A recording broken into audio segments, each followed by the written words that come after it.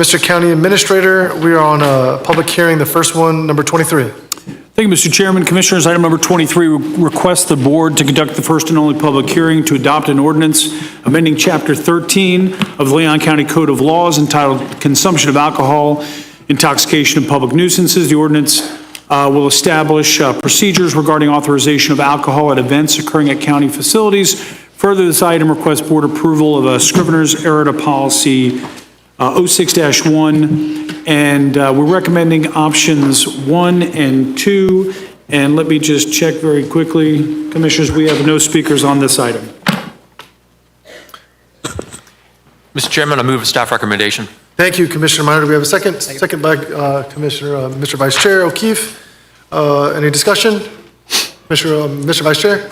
Real quick, just for people reading this and hearing alcohol and stuff like that, want to be clear, this is us updating policies so that in special circumstances, like the cross-country world championships, alcohol can be served at the event, at the county event, and fireworks as well. Great. Mr. County Administrator, I assume with this, we'll update all our insurance policies and all that? Yes, sir. Reflect? Cool. Awesome. All right, we have a staff motion on the floor by Commissioner Minor, seconded by Mr. Vice Chair. All those in favor of the staff recommendation signify by saying aye. Aye. Aye. Looks like there's no opposed. Passes unanimously with Commissioner Proctor, Commissioner Maddox outside of the chambers. And then we are on next item, Mr. County Administrator. Thank you, Mr. Chairman. Item number 24 seeks request the board to conduct the first and only public hearing to adopt an ordinance updating the Leon County Comprehensive Plan capital improvement schedule pursuant to Florida statutes. The CIS reflects capital projects identified currently adopted in federal, state, and local budgets. This is an annual requirement of Florida statutes. It has no fiscal impact in and of itself, and we're recommending option 1. We have no speakers on this item. We have a motion on the floor for staff recommendation by Commissioner Cummings. Second. Seconded by Commissioner Welch. Any discussion? Seeing none, all those in favor of the motion on the floor signify by saying aye. Aye. Aye. Passes unanimously with Commissioner Proctor outside of the chambers. Mr. Chair, let the record reflect that I voted in favor on item number 23. Got noted? Okay. Thank you, Commissioner Maddox. Mr. County Administrator, number 25. Thank you, Mr. Chairman. Commissioners, item number 25 requests the board conduct the adoption public hearing to adopt an ordinance amending the land use and mobility elements of the 2030 Tallahassee-Leon County Comprehensive Plan pursuant to Section 163 Florida statutes. At your last meeting on November 18th, Commissioners, you provided policy guidance for specific updates to the land use mobility elements, which have been incorporated if both the board and city commissions, if adopted by both the board and the city commissions, the current land use and mobility elements will be replaced by the proposed land use element. Commissioners, as I mentioned, you've received these presentations throughout the process. So staff wasn't planning on giving a presentation on this specific item, but of course is available to answer any questions that you might have. And of course, we do have quite a few speakers on this item. Mr. County Administrator, how many speakers? We've got about 12. 12? Yes. Okay, great. Speakers, just remember there's a 3-minute allocated time. If anyone needs a little additional time, just ask and I'll be happy to grant a little extra time. But I do expect to have a good, robust conversation amongst the commission on this item. All right? First speaker? That was at last count, about 16 or 17 now. Okay. So, okay. Thank you for that, Mr. Chairman. First speaker, Craig Stevens, to be followed by Altham East Barnes. Mr. Stevens, please state your name and address for the record. My name is Craig Stevens. I reside at 2736 Summer Meadow Drive. Okay. That's good. All right. So good afternoon, Commissioners. My name is Craig Stevens, and I stand here today as a direct descendant of the men, women, and children buried in Carr Cemetery at Bannerman and Meridian Road. This is the resting place of my great-grandmother, my great-great-grandmother, and their children, my great-aunts and uncles. I never got a chance to meet my great-grandmother, so this cemetery is one of the only physical connections I have to her and the generations who came before me. For me, this isn't just land, it's family, it's identity, and it's one of the few remaining pieces of our history that hasn't already been erased. The county has already acknowledged the significance of this site. The GPR survey you commissioned confirmed grave locations and burial patterns consistent with the historical families connected with this cemetery, including my own. This work is recognized by the Tallahassee-Leon County Historic Preservation Program and the Florida Trust of Historic Preservations for its archaeological and cultural importance. Despite that recognition, Carr Cemetery remains overgrown, unprotected, and inaccessible. And now with the upcoming Meridian Road improvements, it faces even greater vulnerability. I want to be very clear, I'm not here to oppose development. I'm here to ensure that progress does not come at the cost of erasing the people who helped build this community. Leon County has shown leadership by protecting other historic cemeteries during public projects, sites like Greenwood and Blackwood, Harwood. You have already proven that infrastructure improvements and preservation can go hand in hand. I'm asking you to extend the same care here. Please include the protection and restoration of Carr Cemetery in the Meridian Road Development Plan. Preserve access, establish boundaries, ensure this sacred ground is shielded during construction. Help us safeguard the people who are buried here. Carr Cemetery holds the remains of early Black residents of Leon County, some born into slavery, some born free, all part of Tallahassee's earliest story. Their lives deserve acknowledgement, not neglect. If this cemetery disappears, a part of my family disappears with it. But more importantly, a part of our shared history disappears with it. When we preserve a cemetery, we preserve truth, we preserve lineage, we preserve a connection that future generations deserve to inherit. So today I'm asking you to choose remembrance over erasure, dignity over convenience, and legacy over silence, because the measure of community is not only what it builds, but what it refuses to forget. Thank you. Thank you, Mr. Stevens. Mr. County Administrator, very quickly, do we know how many speakers are here to speak on behalf of the cemetery? I believe there was a few speakers. Do we know? It's not Is there just, denoted on the cards, Mr. Chairman, just at 25. we're voting on correct, that's comp what, plan adoption, right? The cemetery issue, Yeah. the Meridian Road stuff is not a part of the comp plan adoption, right? correct, that's what I was getting at. Right, this is Mr. not Immediate- germane. Mr. Immediate Past Chair. That's what I was asking right now. Who is here to speak on behalf of the city issue relative to the cemetery? How many? Roland Woodbury and Rebecca Dickey. Three total? So here's what I'm gonna do, Commissioners. I'm gonna, No, it's right. It's adjoining across the street on the Meridian Road. So it's in this area which I we're got, listen, contemplating. Commissioners, there's only 3 speakers on this item. What I'm going to do, rather than have them wait through 17 speakers, I'm going to allow them the opportunity to speak first, and then we'll come back to the item number 25, the comp plan update. Of course. I was trying to understand the relevance, though. I mean, I think Bill was trying to, so if this is a part, the comp plan affects this cemetery? Yes. Well, excuse me, just one moment. I think potential development, it's important to note that our land development rules currently protect historic cemeteries. It requires conservation easements, it requires access issues. So all of that is contemplated in, if the concern is about future development, then certainly that's contemplated. If not on this specific cemetery, however, if there are any questions that we can answer now about anything else that may be in the works, I'm sure we could defer to our. I'm sorry, Mr. Chair, public works. on point one more time, just from my understanding, so what you're saying is that no matter what happens here tonight, because it's historic in nature, it will be protected? Under our land development code, yes. Okay, all right, thank you, Mr. Chair. Of course. Chairman, I've met with Ms. Barnes, Mr. Stevens, and others about this cemetery. And one thing I'd like to do, if this is appropriate at this time, is ask our county staff to meet with the representatives who have family at the cemetery and discuss with them what their options are. Absolutely. Okay. You good? Good? Yes. Cool. Yeah. All right, so Commissioners, I'm going to allow the 3 speakers that want to speak on this item, then we'll come back to the item number 25. That way, there's 17 speakers in front of them. I'm going to let them get out of here. But Mr. Chair, can I Yes. just clarify? Yes, ma'am. This is property that they're addressing us about the cemetery. It is encompassed in the comp plan. Am I correct, Mr. County Administrator?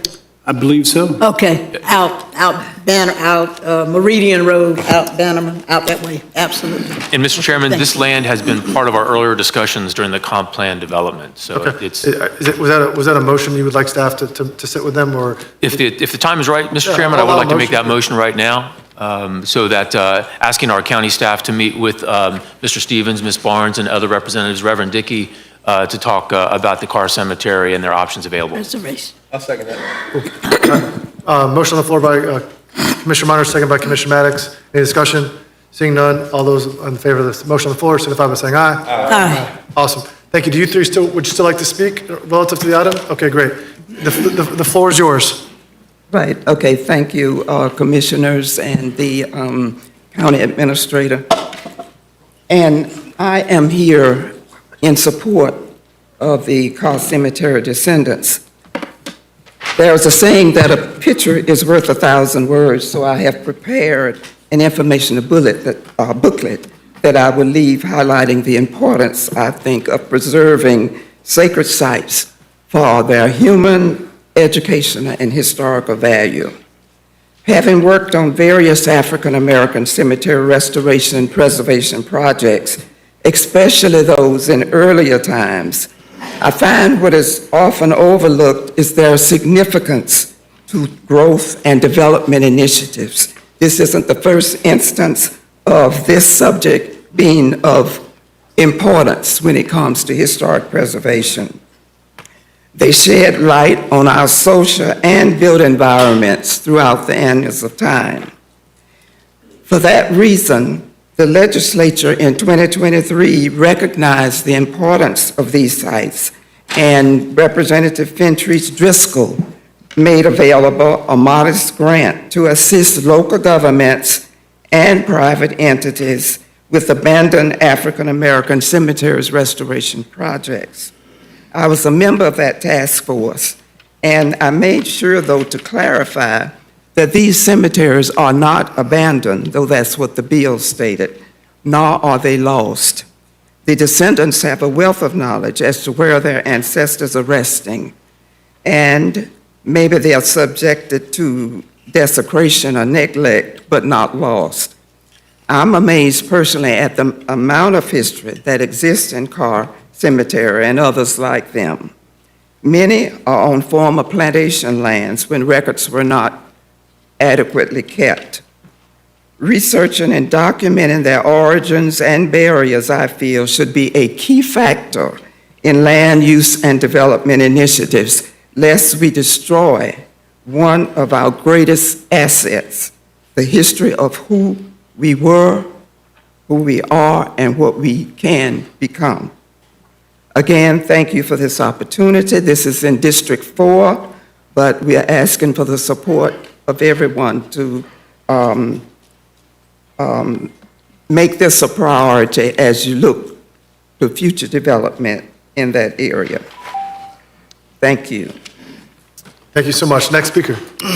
Reverend Rebecca Dickey, to be followed by Roland Woodburn. Thank you. Good afternoon. Good afternoon to each of you distinguished commissioners and our county administrator. Thank you for allowing us this opportunity to express our concerns and findings regarding the Carr Cemetery located on Meridian Road and Orchard Point Parkway.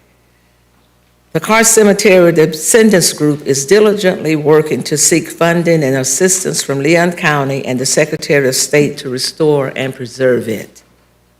We are now at the point of rounding up descendants of people buried there to assist in the initial cleanup of the cemetery in its entirety.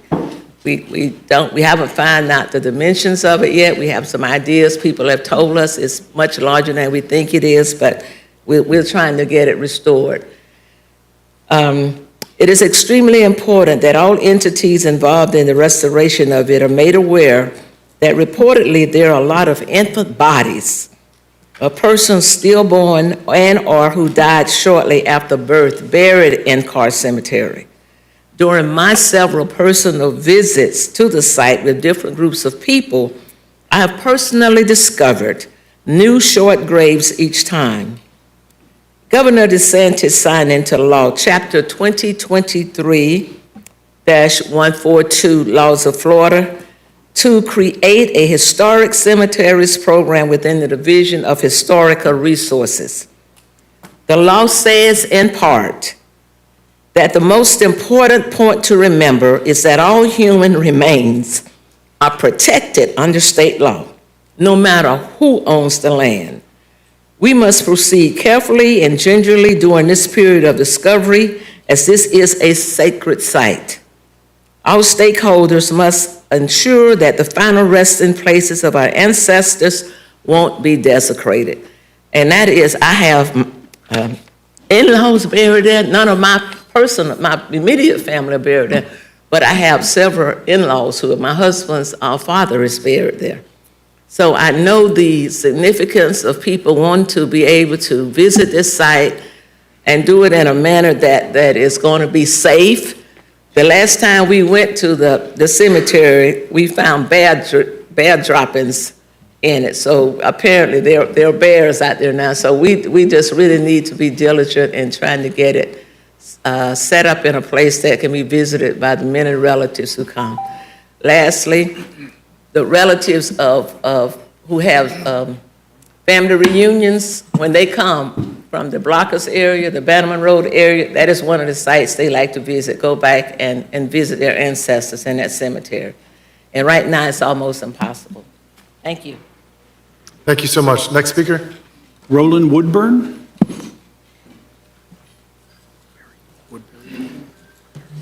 Good afternoon, everyone. My name is Roland Woodbury Jr. My father and grandfather is buried at this cemetery. I cannot add any more than what the rest of them said, but I'm begging, please help us. Do whatever you can, and I appreciate it, and thank you. Thank you all. That's it. Awesome. Commissioners, I appreciate your patience. Mr. Chairman, as a point of personal privilege, I want to ask Ms. Barnes, she enunciate relatives of mine buried in that cemetery. It's just a matter of personal privilege. Ms. Barnes, you can approach if you'd like. Ms. Barnes, you tell this dais my kin folks out there, please, if you know. Well, when I was out there with them 3 Saturdays ago, there was a grave of a Julia Proctor Carr. Yes. And communicated with Dr. Patrick Mason, he indicated that there was a connection between the Julia Proctor and the Rollins family. So I would say yes. Very good. And I would like to just add that there's a Wallace Carr out there also who was born into slavery. And Wallace Carr went on to become a public official. He was a state senator, and he taught school. And so you just have a mix of people who helped to develop the city, county, and everything who were... He was an AME preacher too as well. AME preacher, you're right. Very good. Yes. Very good. Okay. Thank you, Mr. Chairman. Yep. All right, Mr. County Administrator, we're going to back on item number 25.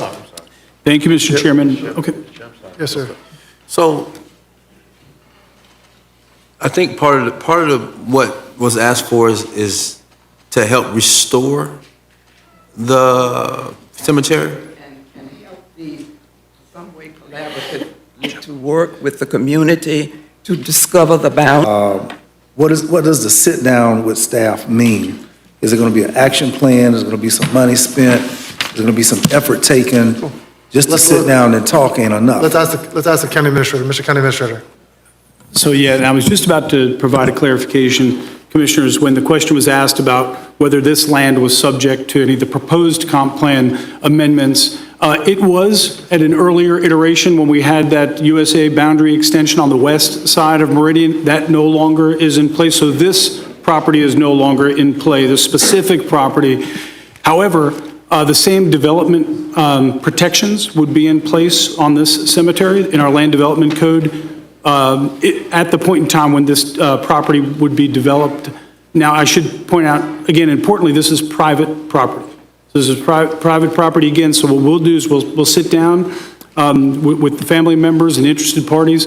We're happy to do that, provide the best information we can, including working with the private landowner, if that's the direction of the board.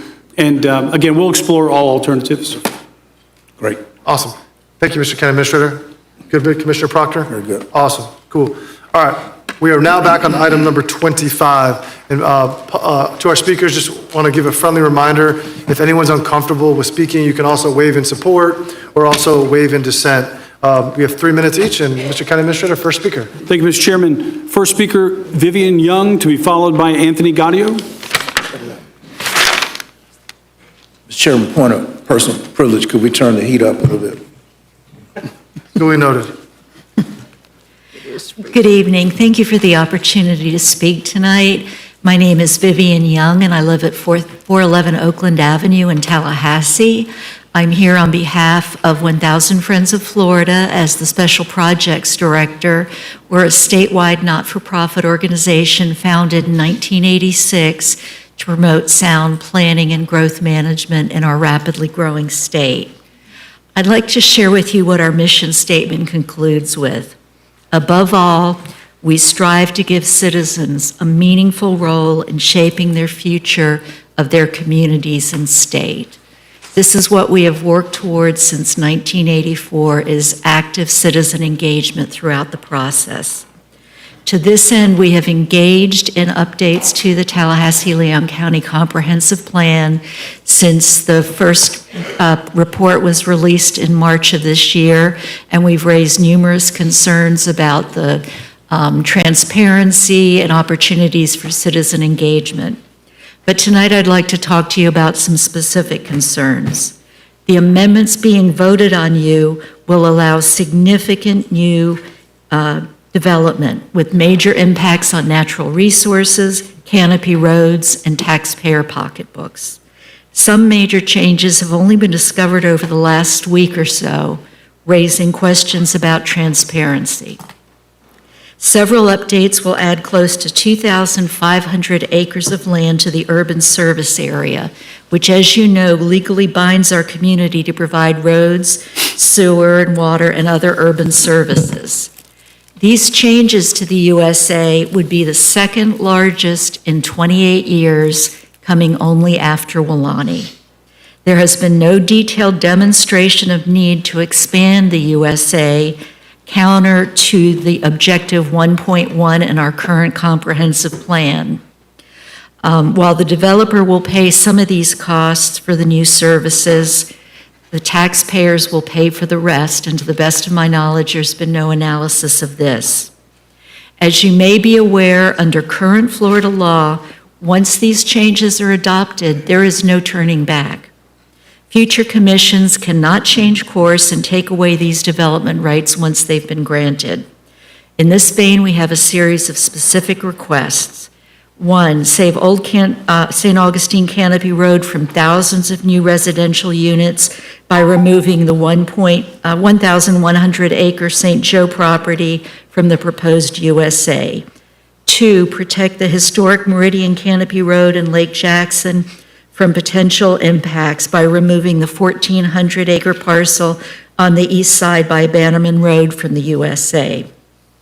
Three, protect water quality in Lake Jackson, the Floridan Aquifer, and Wakulla Springs by keeping current lake protection densities for the conservation subdivision and lake protection node, except for land within the US 27 LP corridor, and remove harmful policies, including policy 2.6.4 and 2.8.4 subsection 5, which allow development increases. We cannot overstate how significant these changes would be. Under current law, if these are adopted, there is no going back. We thank you for your consideration of these requests. Thank you. Next speaker. Anthony Gaudio, to be followed by Carrie Gaudio.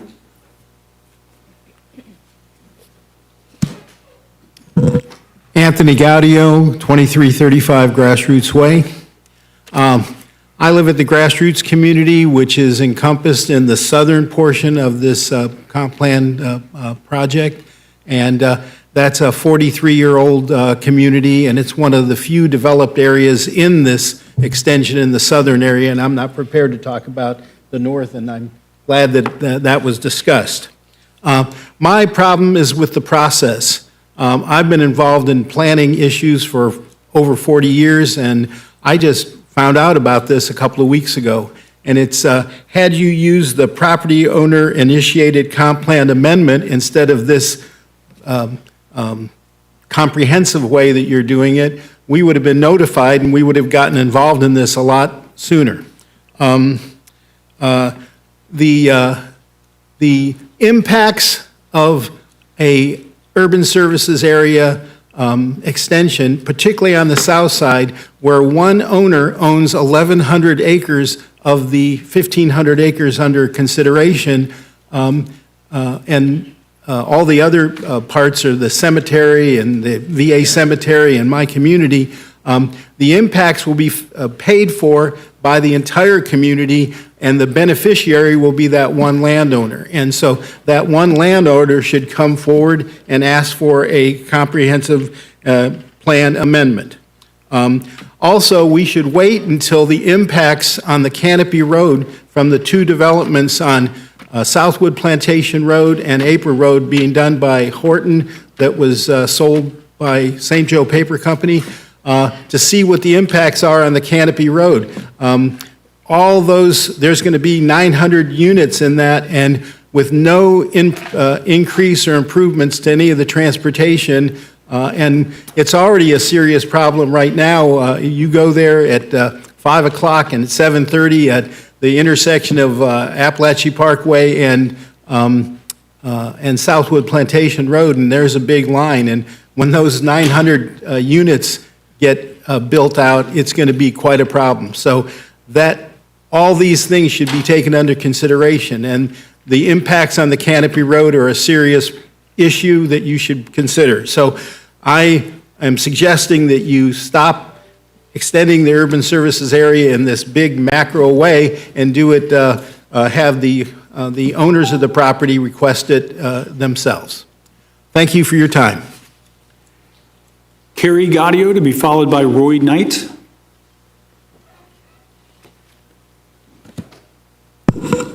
Hello, I'm Carrie Gaudio. I also live in the grassroots community. I have lived off Old St. Augustine Road my entire life. So that space is very, very important to me personally, but I am honestly pretty disturbed by the lack of transparency in this process. I feel like for you all to appropriately represent me and all of your constituents, you should engage us because our opinions matter. And I feel like it's been a lot of kind of behind the scenes conversations and not transparent, good process, which I know is something that is important to all of you. So I'm confused why this has gotten this far in this method.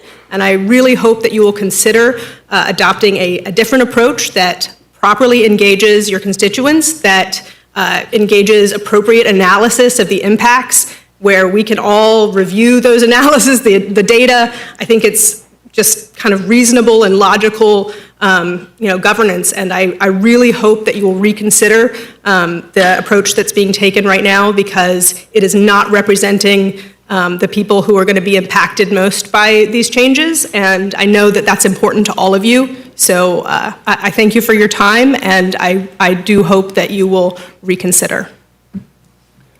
Roy Knight to be followed by Randy Danker. Thank you very much for having me. My name is Roy Knight. Reside at 5962 Centerville Road, just outside the limits of the city and the county. I am very concerned about this plan, considering that it is going to go on for 30 years. So therefore, I think it's very important that the correct plan, the one that is actually the best for considering the sensitivities and the feelings and the experiences of the lives of the citizens who've got to live with this plan and its future. What I see is damage coming if you follow what you have been following. but I have come here primarily to offer advice about how to avoid that, if you can possibly take the time to do that. I know this is supposed to be the final decision evening, which I consider that to be most important. When I first came in, I worried that I feared I was facing an iron wall, that I would not be heard and that nothing would be done, but I certainly hope that it is. My big question is why you have not properly considered the actual numbers of the experiences of the people instead of just the calculations of monies and numbers of population, rather than the actual experience of the people themselves. I don't think it would be fair to the citizens to create something that makes them uncomfortable.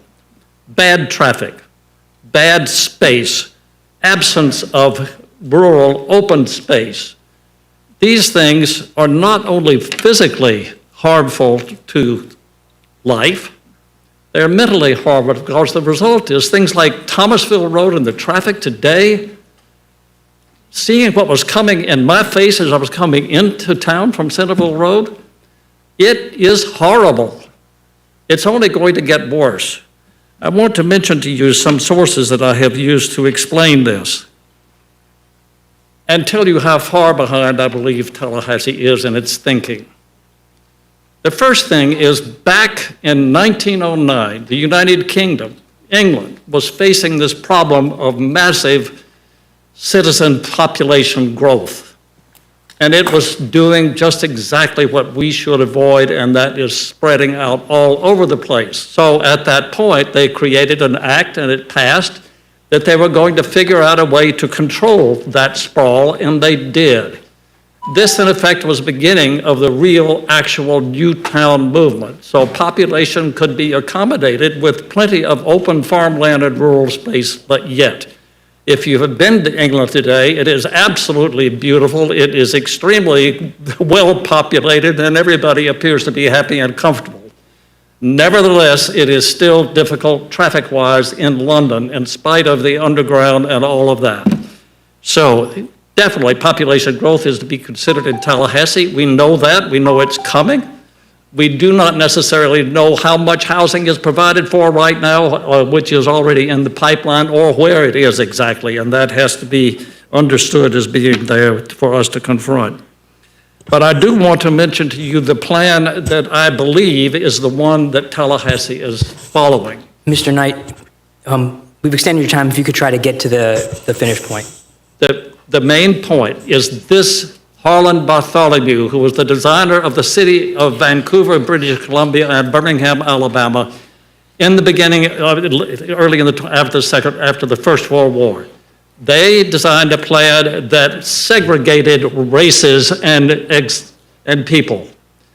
He designed plans that extended roadways, that created sprawl. Both Birmingham and Vancouver have suffered those.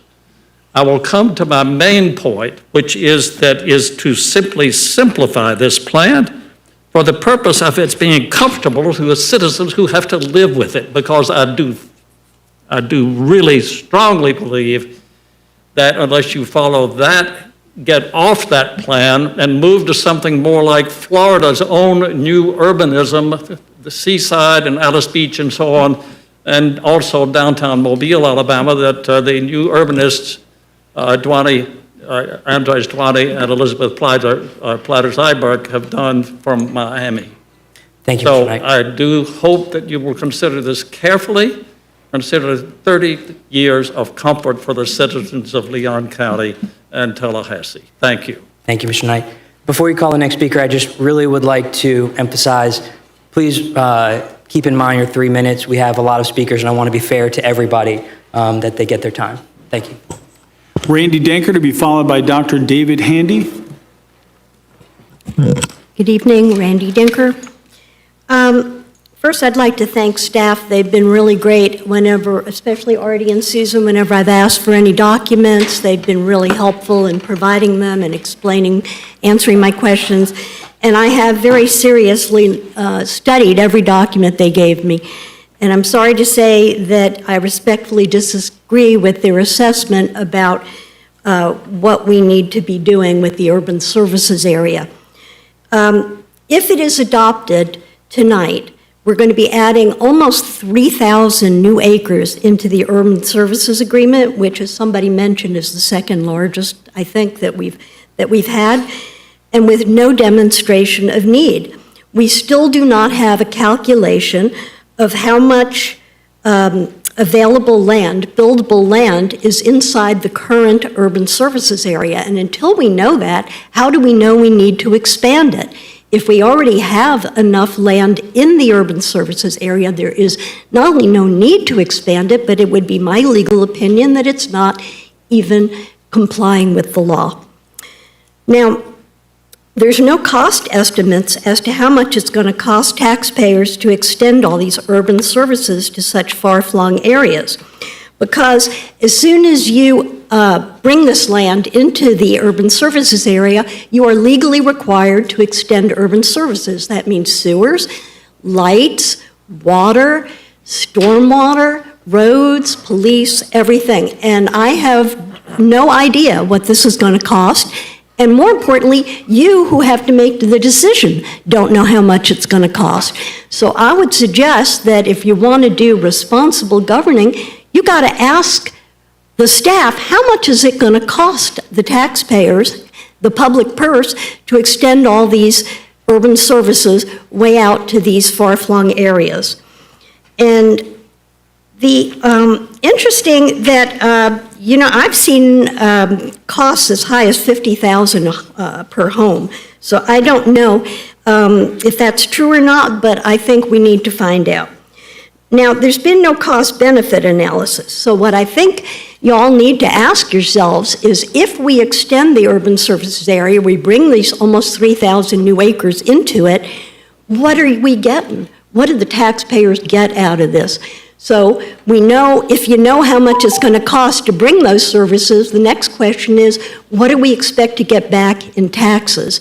And all of the studies, I have looked at 80 studies that were consensus opinion was that these areas end up costing the county more than they make in revenues. So you're going to end up paying, not just in the short run, but the long-term maintenance and servicing of these areas in perpetuity, because this is a very inefficient way to grow. Thank you very much. I'm sorry I went over my time. I promise not to do that next time. Thank you. Thank you for the comments. Next speaker. Dr. David Handy, to be followed by Jan Keshen. Good evening, sir. Please state your name and address for the record. Sure. Thank you for allowing us to speak. My name is David Handy. I live at 2396 Grassroots Way, and I've been a resident, living off of Old St. Augustine since 1998, and I've watched the cumulative toll of one of our most cherished natural assets just destroyed. Southwood's development significantly increased traffic. The May 2024 tornado wiped out large sections of mature canopy, and the ongoing D.R. Horton projects are eliminating even more trees. The result is a rapidly diminishing resource, one that planning policy identifies as irreplaceable. This expansion would accelerate that loss beyond what the road or the canopy can sustain. The county has not demonstrated a legitimate need for an expansion of the USA. State law 163.3177, Florida statute, requires data-driven justification for any USA expansion. Leon County's population has grown by about 2.8% between 2020 and 2024, one of the slowest rates in the state. Even projecting moderate growth, the county might add 50,000 residents, give or take, by 2045. Far from enough to justify this type of expansion. Old St. Augustine cannot support the traffic volume. It's already falling apart. It's a protected, narrow, winding canopy road. Hopefully many of you had the chance to enjoy driving along it. It's one of the last intact canopies in the county. It cannot be widened and is already threatened by traffic from 3 approved developments. Adding additional acreage to the USA would require multiple access cuts along a road legally intended to remain limited access, violating both the county comp plan and the intent of state law. As the person who spoke before me was just mentioning, the fiscal impacts have not been analyzed. We have no idea what it's going to cost us as taxpayers. And you don't either. The county has provided no evidence that these costs would be offset by future revenues or that this expansion is financially responsible. The environmental quality of life impacts are significant. The proposal threatens unique southern ecosystems, canopy roads, and the rural character that makes this part of Leon County special. Makes it why we live here. So I'm just requesting that you vote no on the proposed expansion. Thank you so much for your time. Thank you, sir. Next speaker. Jan Keshen, to be followed by Daniel Hallinan Jr. Good evening. Please state your name. Hi, and my name is address. Jan Ketchen. I live also in Grassroots Community. I've lived there since 1988. My neighborhood, Grassroots Community, and I stand in strong opposition to the proposed 1,400 or so acre expansion of the Tallahassee Urban Services Area along Old St. Augustine Road. St. Augustine Road is a protected canopy road which enriches our community and our joy of living. As a citizen, I need to lift this up. As a citizen, I'm opposed to the lack of data-driven decision-making and the lack of concrete evidence supporting this expansion. It is an unscientific and poorly justified proposal that is supported by neither responsible planning laws nor common sense. As a taxpayer, I'm opposed to the added tax burden that constructing the required infrastructure, about which others have spoken, would place on local budgets, especially when it has not been demonstrated with data that such a burden would be cost-effective, and ultimately, would it be paid by the developers or by us? As a resident, I am opposed to the destruction of the unique southern ecosystems, canopy roads, and quality of life that make our city and county a place worth living in. Please stand with your fellow citizens, taxpayers, and residents and vote no on this proposal. One more thing. If you approve the expansion and allow this level of density without having in place the requisite protections to ensure the integrity and future of the Canopy Road, you will never be able to ensure its continued viability. It takes generations for live oak trees to grow into a canopy. Once you allow the impacts you are considering, you can never go back. Thank you. Thank you so much. Next speaker. Daniel Hallinan Jr., to be followed by Danny Jones. Please state your name and address for the record. Daniel Hallinan Jr. My address is 2395 Copacetic Way, Tallahassee, Florida, 32311, which is in the Grassroots Community. I think we've heard a lot of compelling quantitative reasons to vote no on this plan, and also, at the least, to remove the expansion of the urban services area from the plan, at least along Old St. Augustine Road is what I'm here to object to. So I just want to speak to my personal perspective on this. I'm a professor of engineering, and one of the things that drew me to Tallahassee when I came here 13 years ago was, in general, our trees. They remind me of Pennsylvania, where I'm from. And more specifically, what drew my wife and I to the Grassroots Community on Old St. Augustine Road is really the beauty and natural wonder of this Canopy Road. Already, my daily commute has, the joy of it has been detracted by the development that's happening within the existing urban services area closer to Capitol Circle. And I'm really deeply concerned about what the impacts will be if this urban service area gets extended to encompass my community and the surrounding area. So I'm here with my son, who is working toward one of his Scout Merit badges by attending this meeting. He was born in Tallahassee. We've raised him in Grassroots and in Tallahassee, and we really love Tallahassee and the natural wonder. And I've seen it gradually over these 13 years really be the uniqueness that we have be chipped away and moving toward something that looks more like South Florida. And I didn't move to South Florida, and that's not where I want to be. I want to be in Tallahassee, and I really strongly encourage you to protect our trees, at least our live oaks and our canopy roads to the extent that we still have them. So thank you very much for your time. I don't need my full 3 minutes, and I appreciate you. Thank you so much, sir. Next speaker, please. Danny Jones to be followed by Mark Mahoney.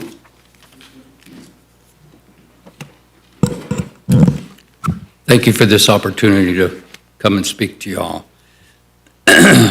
My name is Danny Jones. I'm happy to be one of the founding fathers of the grassroots community along Old St. Augustine Road.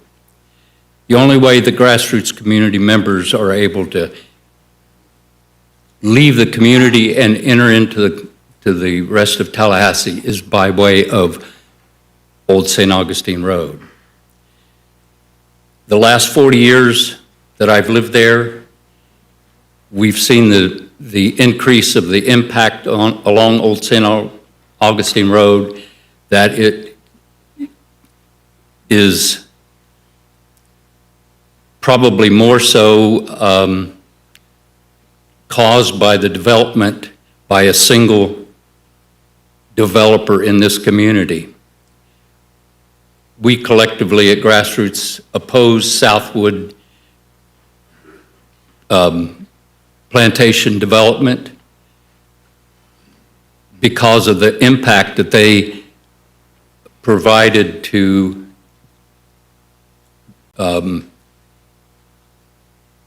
do damage to Old St. Augustine Road by the number of traffic, the density of the traffic they allowed to use as a back road entrance into their community.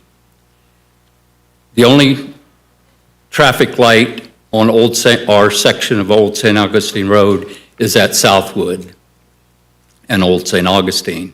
And it's only developed there, it was only placed there to allow all the traffic to come from Southwood and utilize Old St. Augustine Road and Southwood exit.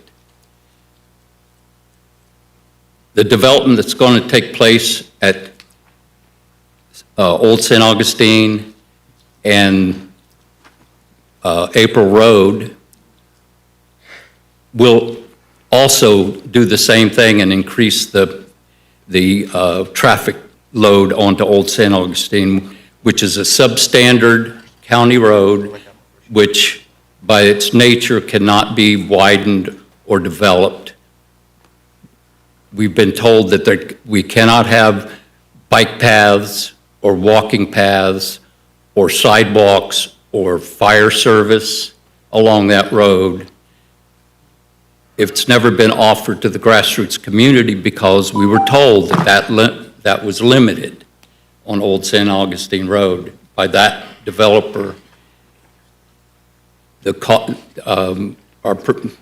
amount of traffic that they're providing already, they are the primary holder of the property that's soon to be developed under this USA.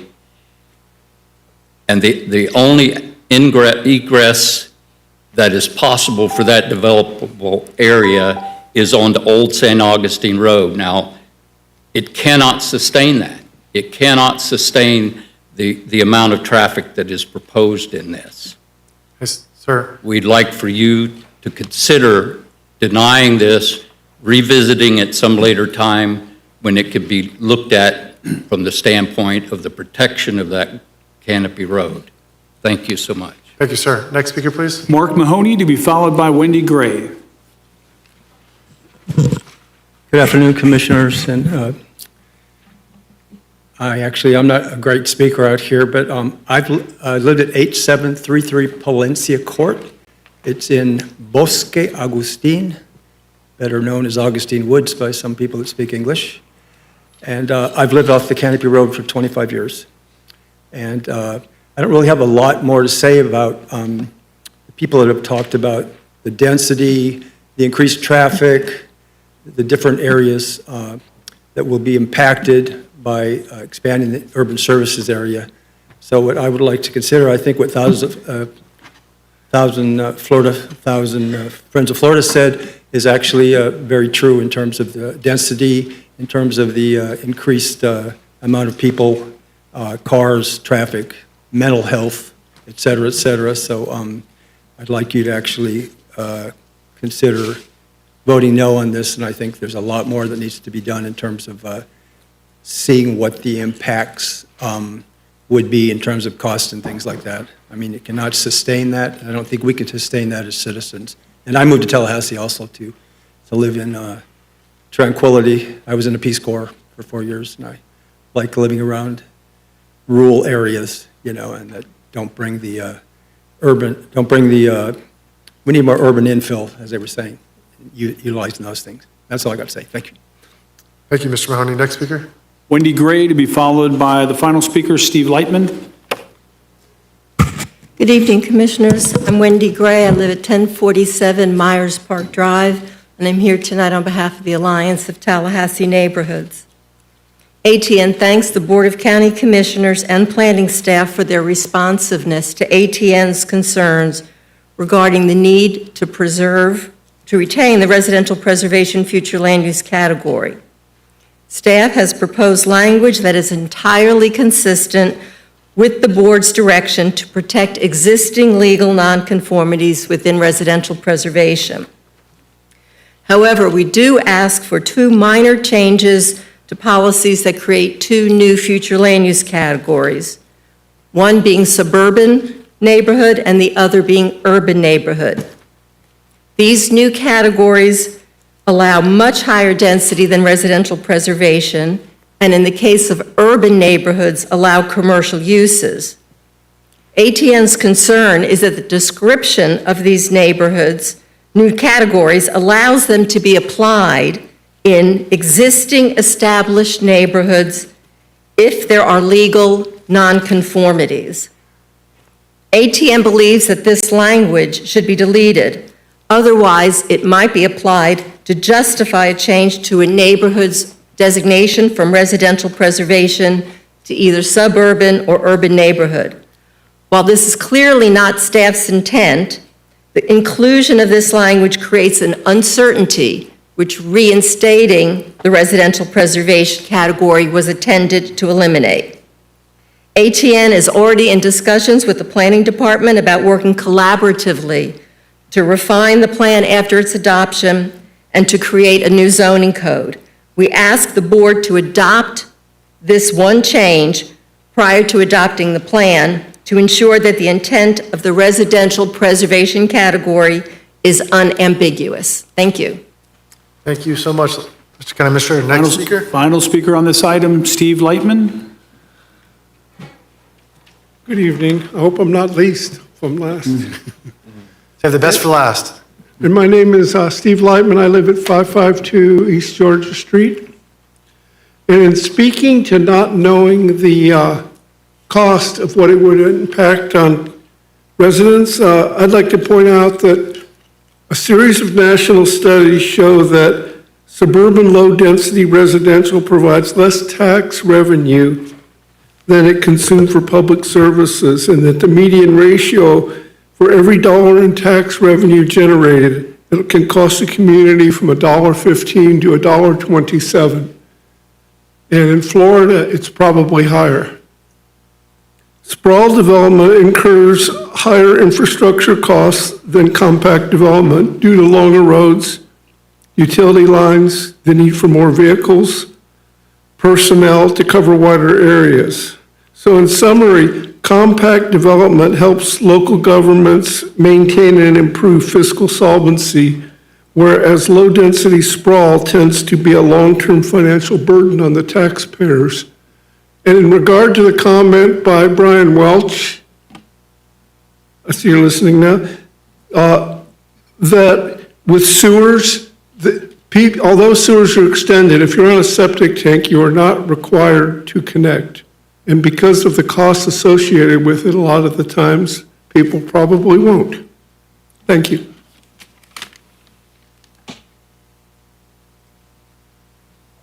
Chairman, that concludes our speakers. All right, Commissioners, the queue screen is not working, by the way, so I'm trying to hit the request button. Yeah. No, Commissioner Maddox wants to jump in. So I'm going to go to Commissioner Maddox on this item, but in the meantime, until it's fixed, could you guys put something up so I can just see? Yeah. For the sake of discussion, Mr. Chair, I'll move staff recommendation. Second. With that said, the last young man, Mr. Lightman, you're correct about the septic issue. If the septic system fails, then you have to hook up. If you're as long as the septic system is maintained and is running appropriately, you don't have to hook up. But if it fails, then you have to hook up. So you are correct on that piece. I've enjoyed hearing everyone speak today. I moved a staff recommendation for the sake of the conversation so we could get something going. Mr. Administrator, the places that we are contemplating extending the urban services area are places that are deemed to be urban fringe, is that correct? Yes, I think in this case, I think you're right. I know Michael and Artie are here. They could elaborate. Michael, Artie, is there any place that we're attempting to extend the urban services area that's not urban fringe? And could you define what urban fringe is within our comp plan? Absolutely. So is there a picture of that we can see? There's a picture of the map that we're talking about.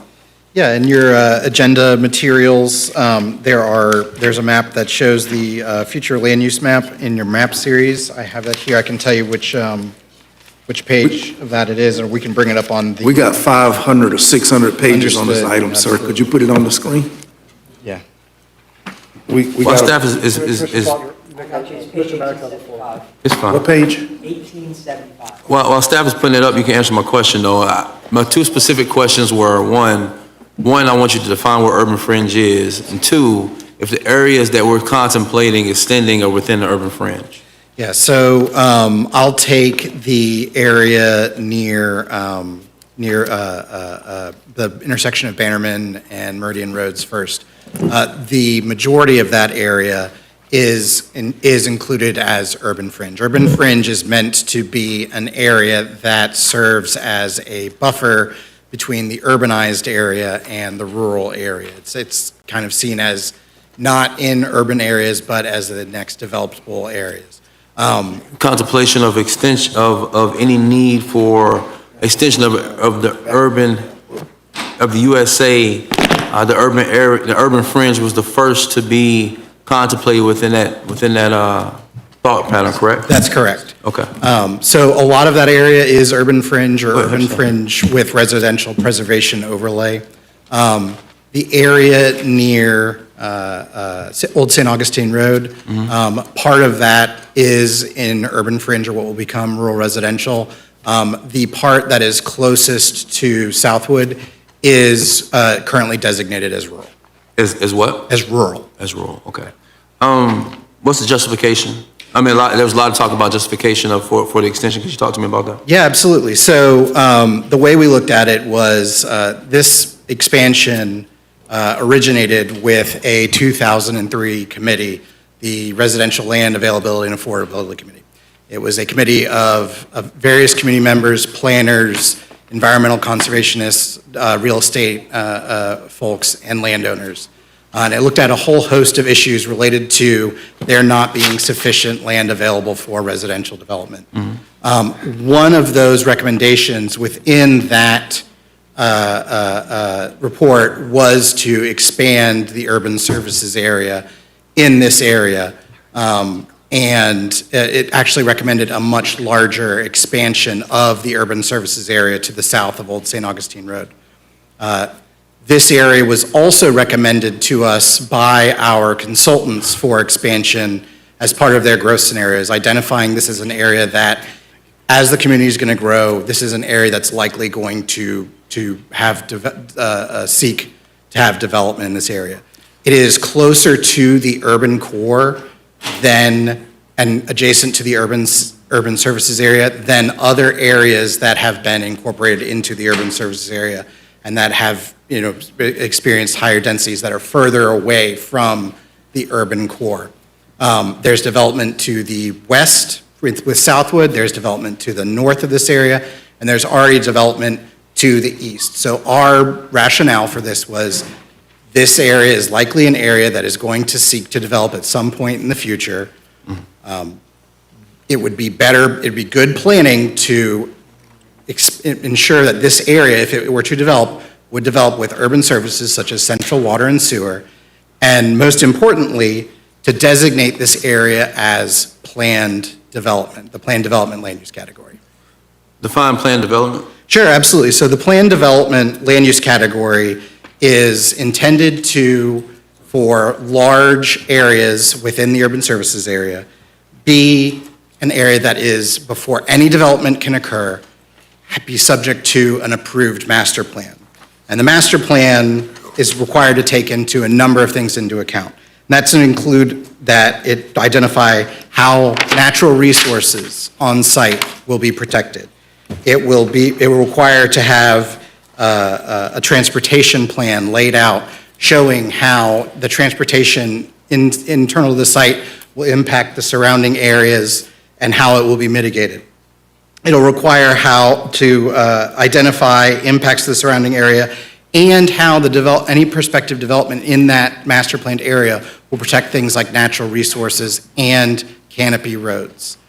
So the idea is that if we designate this area as planned development, that before any development can take place, there is the requirement that there is a master plan created for this area, that it would then be presented to the county for adoption, that would have to lay out how any future development in this area is going to address a number of the things that you heard folks speak about tonight. Protection of environmental resources, extension of planned roadways such as Orange Avenue. Any development in this area south of Old St. Augustine Road will have to extend Orange Avenue to serve that development because it's been identified in the comp plan and it's adjacent to that area. How many levels of review will that master plan go through? And ultimately, am I correct in saying that master plan will have to be approved by this board or by commission? You are correct. So initially, it would need to be reviewed by staff for consistency with the plan development requirements and the master plan requirements, and also consistency with the entirety of the comprehensive plan. It would likely be something that goes to the Planning Commission in a public hearing type format, and would also come to you all in either agenda item or public hearing type format where you all review what is proposed as part of the master plan, and ultimately you all as the deciders are the ones who say, yes, we like this, or no, we don't. We're not approving unless X, Y, and Z are taken into account. This is a board that believes in transparency and communication with our constituents when we're considering such things. There was a couple of comments that were made that we have not gone through the proper stages to make sure everybody was informed. Could you tell me about how what the process was here as far as public information and public opportunity to comment on the comp plan changes we're looking at today? Yeah, absolutely. So most recently, I'll focus on the community meetings that we held throughout the summer in the unincorporated area. Particularly, was the grassroots community made aware of these opportunities? Staff did not reach out specifically to the grassroots. I'm sorry, say it again. Said, no, staff did not reach out specifically to the grassroots community regarding these changes. Okay, well, how exactly were citizens notified? Yeah, absolutely. So we worked with county CMR to make information about the community engagement events that we held on this available to the public via social media. I believe they put out a press release about it. We had numerous interviews with local news regarding the community engagement events. We went to the community centers where the events were going to be held. We put up flyers and we met with folks attending events at those community centers, telling them about the upcoming community. So it wasn't specific to communities that were notified, but the general public was notified and able to come to these events. Okay, thank you. That's correct. Mr. Chair, I'm almost done. Of course. There was a lot of concern about canopy roads, and as I understand it, canopy roads are some of the most protected roads, or one of the most protected roads within Leon County. Does what we're doing today contemplate changing anything in the realm of our protections that we have for canopy roads? No, sir.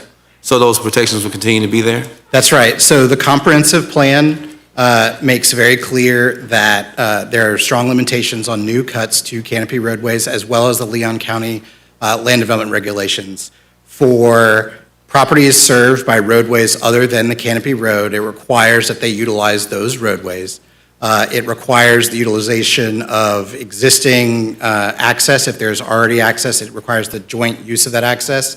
And and for properties that are served by other roadways, it does not allow them new cuts to canopy roads. What's the projected population growth for the next 30 years? I believe it is about 42,500. Can you estimate, I mean, do you have an estimation how many households that would be or no? I believe it's 23,000 is the residential demand for that. Within the area that we have right Excuse me, now? Commissioner Maddox. Folks in the audience, please, we were all very quiet when you guys spoke at 3 minutes. Please do not interrupt our commissioners. Thank you so much. And I want the general public here to understand, I want you guys to get the information that you're asking for. And a lot of these questions I'm asking are specifically the things that you asked us. And so, such, I want to get these answers from staff, as I should have these questions, because there were a lot of concerning things that you said. I'm comfortable with the way you're answering these questions, but I'm going to continue to ask these questions until I'm satisfied. Sounds great. Now, how many households are contemplated within that? In terms of households, it's 23,000 additional housing units are needed by 2050. Okay. 23,000 households, 42,000 people, correct? That's right. Okay. I'm wondering, another question that was asked, transportation-wise, when you're thinking about the congestion that can happen on canopy roads as a result of intensity of development that will go with an extension of urban services area, was that contemplated, one? Two, the increase of cost to the community versus the developer. Could you speak on that for a second, please? Yeah, so I'll just say for the old St. Augustine Road, the level of service is currently identified as D on that roadway, meaning it can go down to a level of service D and still considered being within it is currently operating at a level of service of B. Meaning there are no capacity issues. The developments that they have identified, the Weldon Farms and Citrus Grove developments, those have been taken into account when projecting those numbers. In terms of the benefit cost of the extension of infrastructure versus the amount that it pays off over time, I'll defer to Place Director Artie White on that, if that's all right. And specifically, what estimated costs to our constituents are we looking at in the intended extended boundary area? Thank you, Commissioners. Good evening. So when we look at the extension of infrastructure and what that typically costs something like a taxpayer, one of the reasons why we propose and support higher densities is because you have to extend infrastructure a shorter distance to serve a larger population. However, that being said, the way particularly, and I'll speak more towards city utilities, but Talquin is very similar to this as well. When a development occurs, the initial construction and provision of that infrastructure is on the responsibility of the developer. So that doesn't cost taxpayers to put in that infrastructure. Once that infrastructure is in place, kind of excluding roads, for this part, when we look at things like water lines, sewer lines, the maintenance of that is built into the rates that the people who live there pay. So when you get your utility bill and you're paying your water bill and your sewer bill and all of that, that accounts for the long-term maintenance of that infrastructure. So again, the general population is not paying for the new infrastructure. It's the users. It's really user-driven. Roads are a little bit different. Those are funded through a lot of different mechanisms, including some of it's the gas tax, some of it is general fund. It really depends on kind of what type of road it is. And so there's state funding for it, federal funding for certain roads. And so those are a little bit different of an animal. They have a variety of sources for funding those, but your typical infrastructure is paid for by user fees. Final question, I'll make a comment, Mr. Chair. Timing. We're going to grow 42,000 people, 23,000 households. Why is this the right extension now? One of the things I've heard is there's plenty of room, there's no reason for us to consider it timing-wise, but eventually we will have to consider this, but why now? A couple of different reasons, and looking at each part of the community, it's a little bit unique. So when we look at the area, north kind of Meridian area, that's really not part of population accommodation. And I say that because we're not changing the land uses for most of that area. We're reflecting the development patterns that are there, and it's really to plan long-term for water and sewer. This is an area that is located between Lake Jackson and Lake Imonia, and kind of splits the two basins. And so, what we're proposing isn't an increase in the amount of population that could be accommodated there. We're not increasing development potential in that area. What we're saying is when the city and county and Talquin and other utility providers do their infrastructure planning, this is an area that they should take into account. We should plan long-term, again, this plan goes through 2050, for sewer to be extended in that area because it's a sensitive area and it should grow and develop with the existing entitlements in place. We're not increasing them, but that development should occur on central water and sewer and not on septic tanks in this area. Again, we're not proposing an increase in density in this area. When we look out on the east side of the community, the reason why I think now is the time for that is, again, wanting to be proactive with planning. Making this change doesn't now mean that all of these additional units could be built. What it means is a master plan will be required before development can occur. And we want that master plan because we want to know that any development that occurs in this area specifically accounts for environmental features. It specifically accounts for canopy roads. It specifically accounts for the extension of Orange Avenue, which is the road that would need to be built for development to occur in this area. Orange Avenue currently stubs out to the area that we're proposing. So it's really a matter of being proactive with planning and not reactive with planning. Thank you, sir. Mr. Chair, I'll make a brief comment. Planners plan. That's what we ask them to do. And they make decisions based off the logic of what they've seen in the maps that they're looking at. And also, from what I understand here today, previous plans that were made by community members that set both environmental, business friendly, and everybody, that sat together and said this is the plan that they would like to see enacted over the next 50 years within our comp plan. So they're doing what we ask them to do, what previous commissions have asked them to do. And so for that, I appreciate what staff has put together and the logic behind which they put this comp plan amendment together. We have the ability to sit up here and then make a decision based off of balancing what our planners have done through logic and reason with what our constituents are asking us to do based off of what they see. Maybe not knowing as much as the planners, but emotionally being tied and caring about the communities that they live within. Trying to balance that can be tough sometimes. What I heard Arlie say is that the decision that we're making today does not increase density. It gives us the opportunity to get ahead on the master planning of these specific areas that we're looking to increase the urban services area. None of the things that you fear happen with our consent. Ma'am, it does. Unless these people are lying to us, and I don't think my staff will lie to me.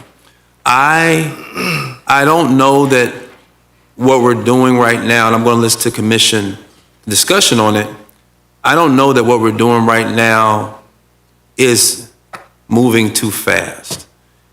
I kind of agree with the sentiment of we're planning for 42,000 people, 23,000 households over the next 30 to 40 years, what area of town are we looking if we have to put those people in other places and we need new dwellings? It's not saying that people can come into these areas if we extend it and just do anything without our consent. The piece that makes me comfortable is that the master plan will have to come back to the commission before anything is built. The piece that, quite frankly, makes me uncomfortable is the fact that I have community members here that are just not ready for it. I think that the fear that you have is warranted because there's a piece of uncertainty about what commissions may be here and what they may deem okay when it's time for that development to happen. I think the thing we have to make peace with is that eventually, we're going to have to extend the boundary.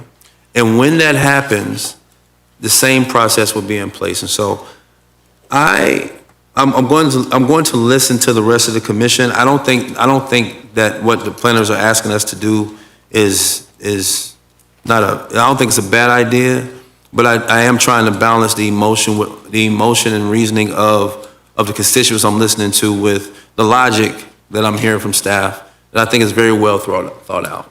Thank you, Mr. Chair. Thank you, Commissioner Maddox. Commissioner O'Keefe, you're recognized. Thank you, Mr. Chair. I'll start with just a few questions. Some of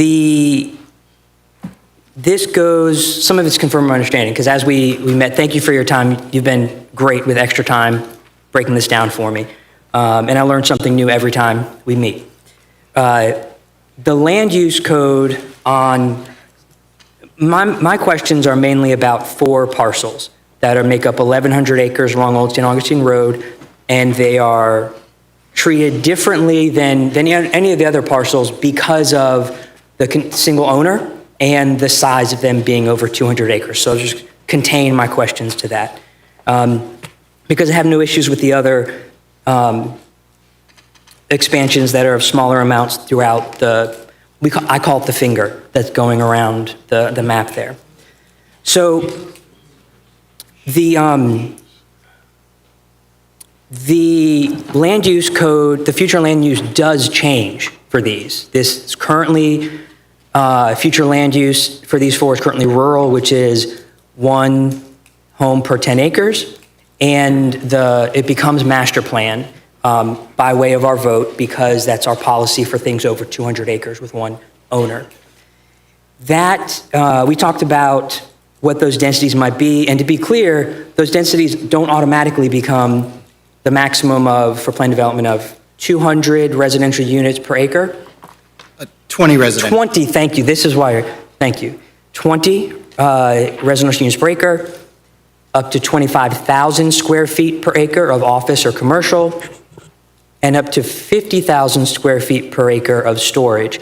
So we don't automatically, the land use code changes to grant somewhere up to that amount, but that follows in another master plan process. Yeah, so the land use category puts those as maximum caps on those uses. The master plan will identify which of those uses would be proposed. It requires that there are 4 different uses included as part of the master plan. And are there, we get to vote on master plans that come back. Is there any limit to what we can consider when we vote on whether the plan that comes back fits the community and the environment? Or do we have the authority at that time to go, we like this, we don't like that, we don't like that, we like this? Yeah, so as long as your decisions are consistent with state statute and our comprehensive plan, you all, as the ones who will vote to approve or not, can decide not to vote to approve something if you don't like something that's within the master plan. Now, if we have to follow our own comprehensive plan. That's correct. Which is what we're voting on today. Correct. Okay. Normally, we've only made this global change. We've never made this global a change in our land use, right, since 1990. That's correct. Okay. And are any other parcels in the county getting this treatment of coming into the urban service and becoming planned development because of their size and ownership? No, these are the only ones. So these are the only 4 meet parcels? that size level, and yes. In the entire county? That's correct. Okay. And we have plan developments all over, right? Those go through a separate individual amendment process where they apply and they have to follow certain rules? That's correct. All comprehensive plan map amendments go through the established process, correct? And so every plan development that's been built since 1990 has applied individually, and if they are to apply to be in the urban service and become a plan development, they've all gone through that individual process. If they were not identified in the 1990 comp plan as plan development, subsequent plan development, if there were any that came into the comp plan, they had to go through the comp plan process. There was one that I actually was the lead staff for around Childs High School that applied for an expansion of the urban services area and to come in as plan development. And after we vote on what we vote on today, anyone else in the future who wants to go from outside urban service to inside urban service to a plan development has to go through that individual process. That's correct. And that's the one where you send out notices to neighbors and you have specific analysis and it goes through that process. That's correct. The noticing requirement and the analysis that we go through as part of a comp plan amendment process, it's focused entirely on that specific parcel. A lot of that analysis that we look at as part of the comp plan amendment process, what the current transportation system is, what environmental features are, we did that broadly for the community as part of the land use mobility element update. Thank you. Those are all my questions. Absolutely. So,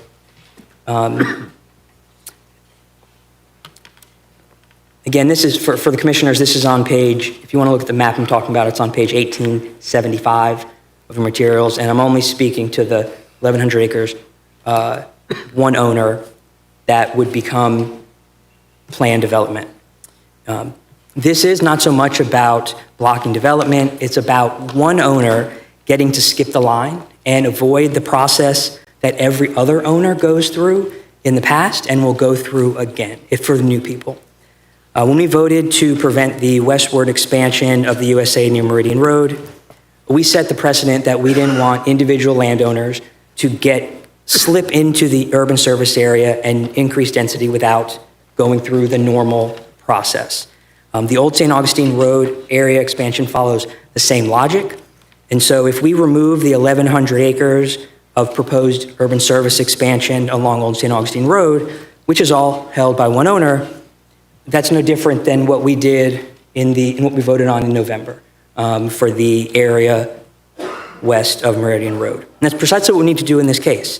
If this landowner wants to get this change, I want them to go through the same fair process that every other landowner goes through, an individual application, and we move forward with that.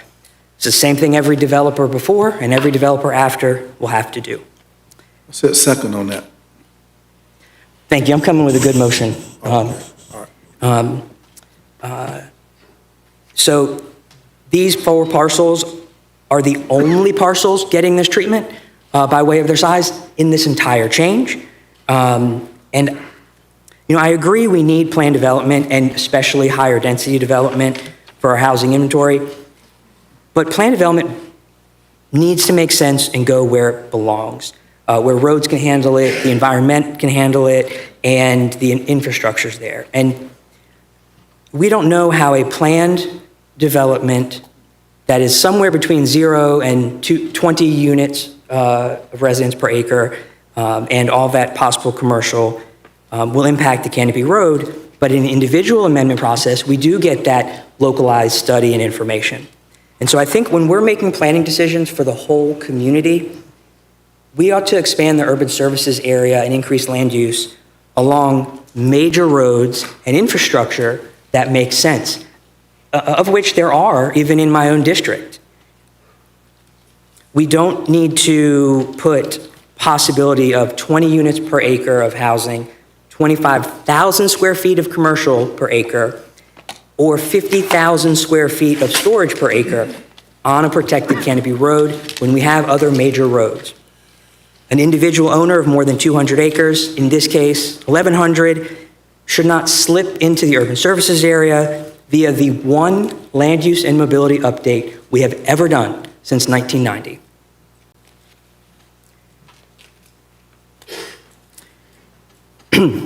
The motion I'm going to make does not prevent these parcels from being brought into the urban services area or getting rezoning to a planned development in higher density. It just makes them apply through the individual amendment process. I'm going to ask that y'all vote to consider removing this as part of the countywide update. Let this landowner follow the same process as all others. And so with that, I'd like to make a substitute motion that we accept option 1, but without the urban service expansion and land use change on the 1,100 acres owned by one owner on the 4 parcels on Old St. Augustine Road. Second. Thank you. All right, Commissioners, we have a substitute motion on the floor, moved by Mr. Vice Chair, seconded by Commissioner Proctor. Is there a discussion? Commissioner Welch, I'll have you in the queue. Thank you, Mr. Chair. So, you know, this has been confounding for me. As we've gone through this process of this 30-year comp plan rewrite. You know, if you recall, I feel like we've been going through this for, I mean, we're talking about a year, 8, 9 months. I mean, well, years in the contemplation of this, but you know, Years in the land use rewrite. yeah. But I mean, as commissioners, you know, we've been sort of had our eyes on this for a while. Yeah, the speaker mentioned transparency, and Commissioner Maddox sort of spoke to that. You know, it says in the item very clearly that we first chewed on this in May of this year. So, you know, 6 months ago, this specific stuff. As I have said multiple times, I think the biggest threat to our community is our frustration with accepting that we have to grow in this community. We have to grow. And so when you look at this comp plan rewrite and you look at, you know, initially it was all infill that was creating the problem, right? We can't possibly convert, you know, land uses in inner city urban areas to multi-family or, you know, condos or anything like that. Everybody was up in arms about that, right? Lafayette Oaks and Los Robles, these historic neighborhoods are going to get destroyed by infill. And so there was all that frustration. And now we have resorted to calling specifically, and I'm going to talk about both the southern expansion and the northern expansion being contemplated. We are now calling the southern expansion sprawl. Sprawl? You're talking about a property directly next to Southwood, where there are 3,000 acres and 2,000 homes. And no development would occur on this property without a master plan. So the talk that they're doing something that other landowners haven't done, every landowner that wants to develop a property of this scale has to go through a master planning process. I'm reading right here in the item, for the properties designated as planned development, a master plan would need to be adopted by the board for these properties prior to development activity. The master plan requirements of the planned development require that the master plan shall provide for a development pattern of the area that is less oriented to the use of automobiles and include things such as how natural features on the site will be protected, major transportation system improvements that are consistent with adopted transportation plans. This would include showing an extension of Orange Avenue through the development, which would alleviate traffic pressure on Old St. Augustine Road, impacts to surrounding areas and protection of canopy roads, how the development will reduce transportation demand by allowing for internal trip capture and project build-out through a mixture of land uses, and how the unique characteristics of the area, including cultural, environmental, and historic resources, will be addressed. As such, any potential development for this area will be required to go through an extensive public vetting process and require that the board adopt a master plan for the area, addressing the raised concerns before any development may occur. That's in the document, okay? So, to say that development next to Southwood is sprawl, but then to say development in Los Robles is inconsistent with what we want in terms of infill, this is a perfect encapsulation of the paralysis that we are experiencing in this community that has a waterfall effect on things like affordable housing, the things that we contemplate trying to fix constantly. This property near Orange Avenue, near Southwood, is not going to realize those densities that were mentioned. No, I mean, nowhere near that. Nowhere near that. So to call it sprawl and to say that it's going to have these massive densities, I think is incredibly unfortunate because that's not based in fact. We talk about affordable housing in the community. We have to build housing in order to create affordable housing.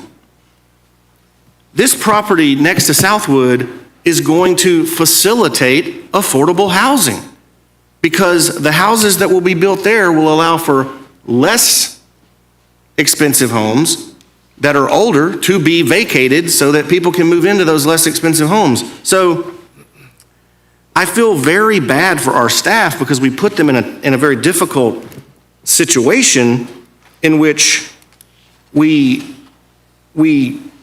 trying to thread the needle here with how we grow in this community. But we are so gripped by fear as opposed to like objective facts. Like nobody wants any new housing in their neighborhood or in their backyards. But we don't get the luxury of operating like that as policymakers. Every person who lives in a house, that house was built by someone. Now we want to demonize the development community and we want to use these terminologies that scare people, and Orange Avenue will have to be extended for that property to be developed. Old St. Augustine Road's not going to see the traffic densities that have been alleged. Orange Avenue dead ends right into it, if you look at the map. So, for me, that seems like a completely reasonable place to expand the urban services area so that you can get those urban services into an area that you know at some point is going to be developed. And then you compel the property owner to go through a very rigorous master planning process. This is similar to what we've done many times in this community. I assume Southwood went through a similar process. Bannerman Crossings went through a similar process. Right? We want to build walkable, dense communities where people don't have to drive cars, they don't have to make road trips, and that's what the master planning process provides. And so this is just a step in that direction. This is responsible, reasonable, fair planning principles being employed here. And people don't like it because they're whipped into a frenzy about growth, and density, and traffic. So on the southern properties, Orange Avenue empties into Capitol Circle. Capitol Circle empties into Appalachia Parkway. These are big 4-lane super roads.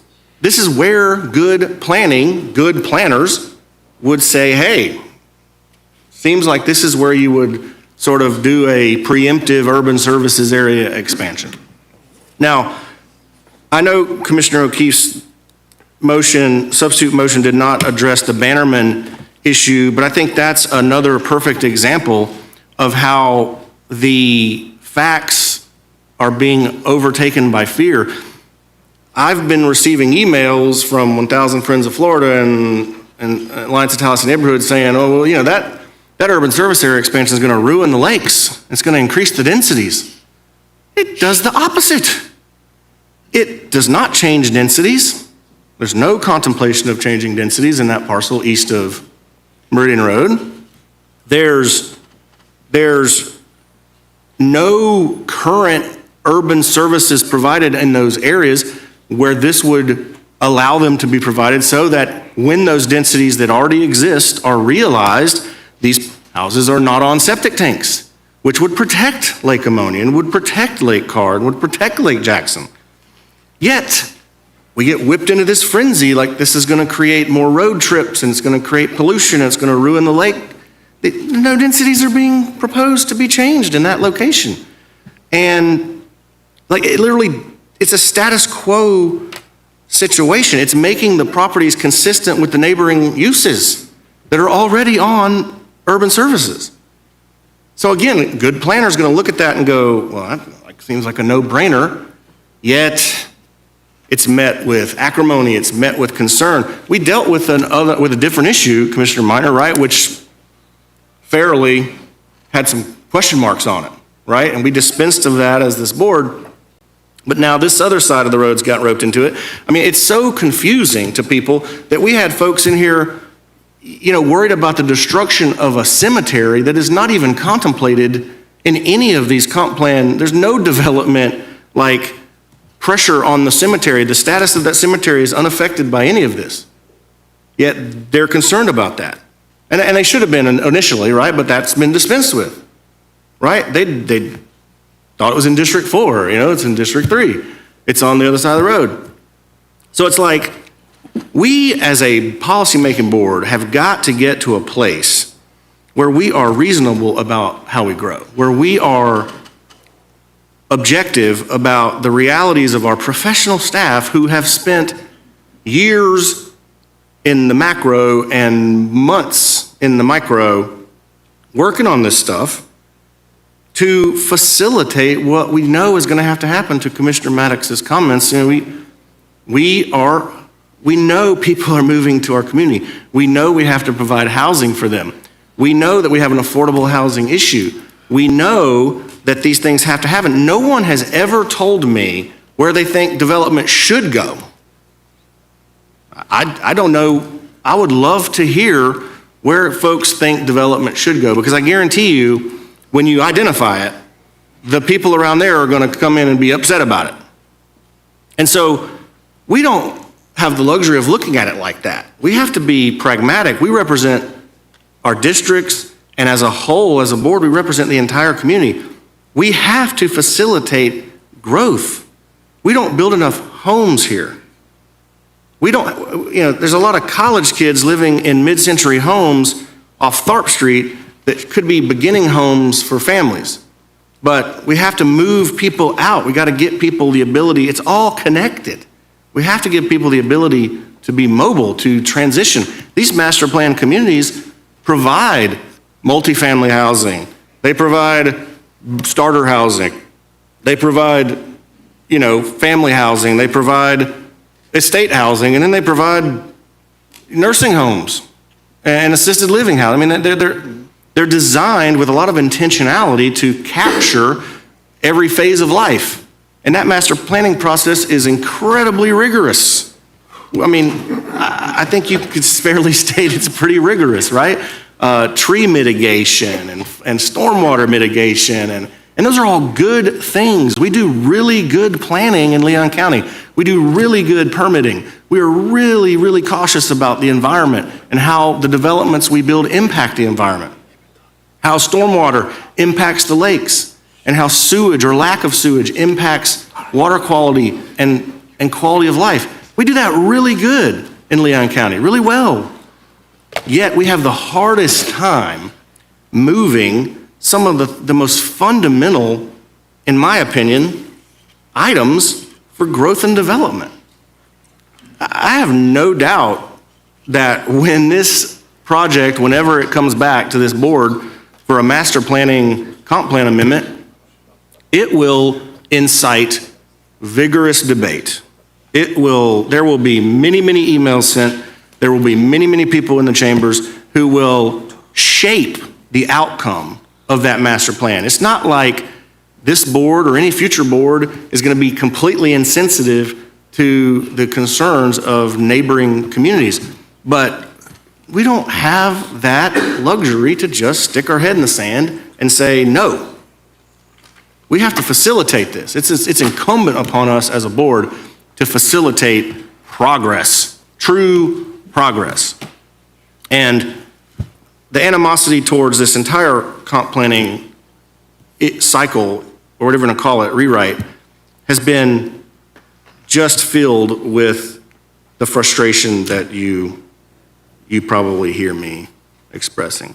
So, I'm open to listening to more, opinions on it.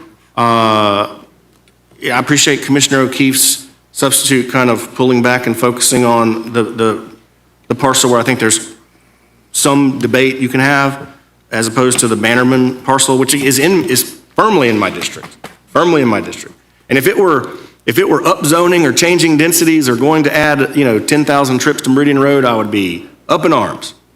But it's not. And I don't think that this parcel near Southwood is going to either. Certainly not in the medium term, but in the long term, I have faith in our good planners and our good staff and our good commissioners and our good community to shape that master plan into something that they want at that time. But this is a 30-year thing. Southwood wasn't built in 1990. So you're anticipating now that Southwood has been built, the genie's out of the bottle there, you got 2,000 homes right there. And Orange Avenue was extended to accommodate those, and it just dead ends into this property where I'm sure when Southwood was contemplated, that was the idea, that we would just extend Orange Avenue again to provide homes. Homes. Okay? Everybody has a right to a home. Everybody has a right to a place to live. And we have a responsibility to facilitate that they get that. So, Mr. Chairman, that's my comments. I'm not likely to support the substitute motion, as I seconded Commissioner Maddox's original motion, and I think that it is a reasonable approach to dealing with this issue. Thank you. Mr. Proctor, you're recognized. Mr. Chairman, thank you. I note that some of the comments have been made today by commissioners. I may differ a little bit. Just want to say that, Commissioner Welch, that today, I believe it was today's newspaper, I don't know if you saw on the front page that the city contemplates selling the capital city cemetery, which is augmented with a golf course, but it was a cemetery before it ever became a golf course. And that some black people came down here today, of all days, concerned about expansion, urban services. There are plenty good reasons that maybe most of the people in this room don't care, can't feel, but we're going to see a cemetery sold potentially tomorrow. Black folk in it. That's why people were here tonight. If nobody else picked that up, cemetery's going to be sold tomorrow. So people came down here about their own loved ones, aware of the capacity of a local government to in terms of use that word before, the business of how they do business. They will sell black dead people, period. So it ain't like people dumb. They're concerned, empathetic. That's why they were here, because a cemetery is going to get sold tomorrow, and they don't want their kinfolk, and I don't want mine sold with no rules. Another subject. The USA line, if there's one thing that no matter how many white people come in this chamber to argue for or to argue against the USA, one thing in the 29 years that I've sat here, in year 30, the USA line don't mean a damn thing in the black area of town. And all these promises of what it will bring, sewer, we can't get none. We just can't get it. So it is a race-specific piece of language, and it, in practice, the de facto reality is that the USA does not apply to black neighborhoods and areas, and it just don't. And I see Ms. Gray here tonight. Wendy, it's good to see you. And I think that too, the plea being offered by Commissioner O'Keefe, our Director of Planning Department from a couple thousand years ago. But the exquisite plan required of St. Joe, I think his name was Tim Edmonds, I believe, was the principal representative for St. Joe. And they had to actually number the golden asters. They had to go out there and count the turtles on the ground. They had to take the inventory of the trees and the different species that were environmentally required for St. Joe Southwood to occur. And it was much accountability, excruciating. So to the point that you're raising, it has been with razor sharpness that Southwood was brought online and held accountable thanks to Ms. Gray and the Department of Planning back then. And I think it was a PUD, is that right? A PUD? Yep. Wendy, which was it? PUD or DRI? DRI, all right, I live with that. But it was absolutely, they were forced to index all of the environmental features. And they had to actually move and were responsible for transporting, I think, the turtles, the golden aster or something. The Eagles had to be known, and, birth certificate brought up here for who the Eagles' mom and daddy was. It's just a mess.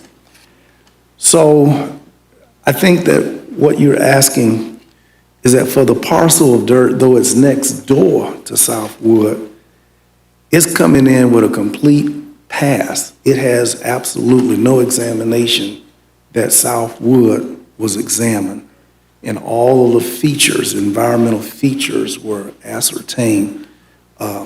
But to bring 1,100 acres here and hadn't gone through one thing, that is not a compatible pre-exam, if you will, or indexing of what they're bringing, or what they're going to snuff out environmentally. That hadn't been examined. So it's seeing Ms. Gray tonight that I can think about the rigor applied to that area. Now, on a white area like Southwood, where the USA was extended, just like the book said, we got all these pages right here, just like the damn book say, you're gonna get this, you're gonna get that. It happened. But it was not also, it didn't hurt that a man named Jeb Bush took an interest in St. Joe property and thought it not robbery to relocate state agencies to Southwood. That buttressed the value of the property, the promise of Episcopal school, the movement of Florida High School out there gave it schools, and I believe the county threw a school out there, and it was on and popping, just like it's supposed to happen by the book. But in the black area, it don't happen like that. We got areas still ain't got no sewer, lights and sidewalks. It's just racist is what it is. So it pisses me off, quite frankly, to see words that apply only to white folk.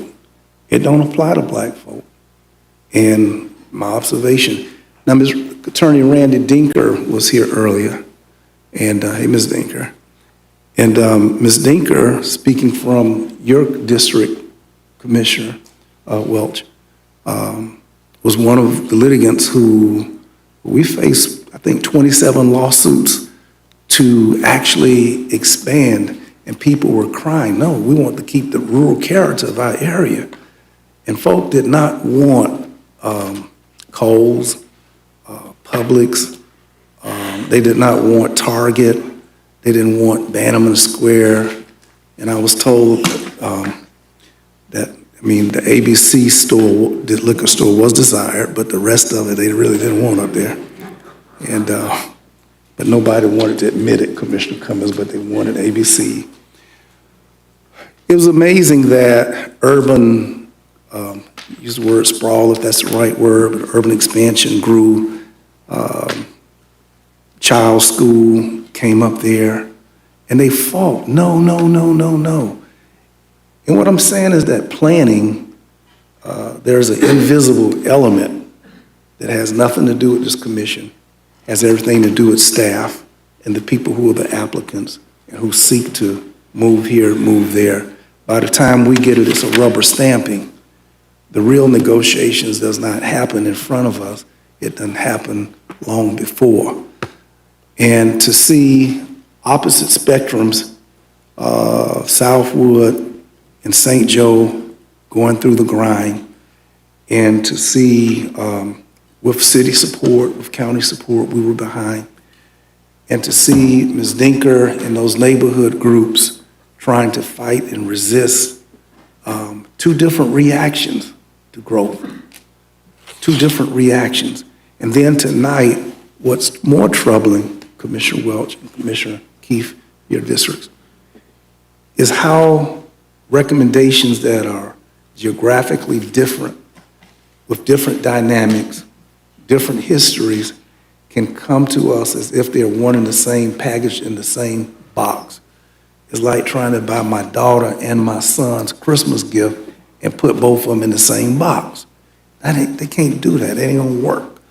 And I believe that this should have been decoupled. The 1,100 units should have been decoupled. There's a total different history undergirding that.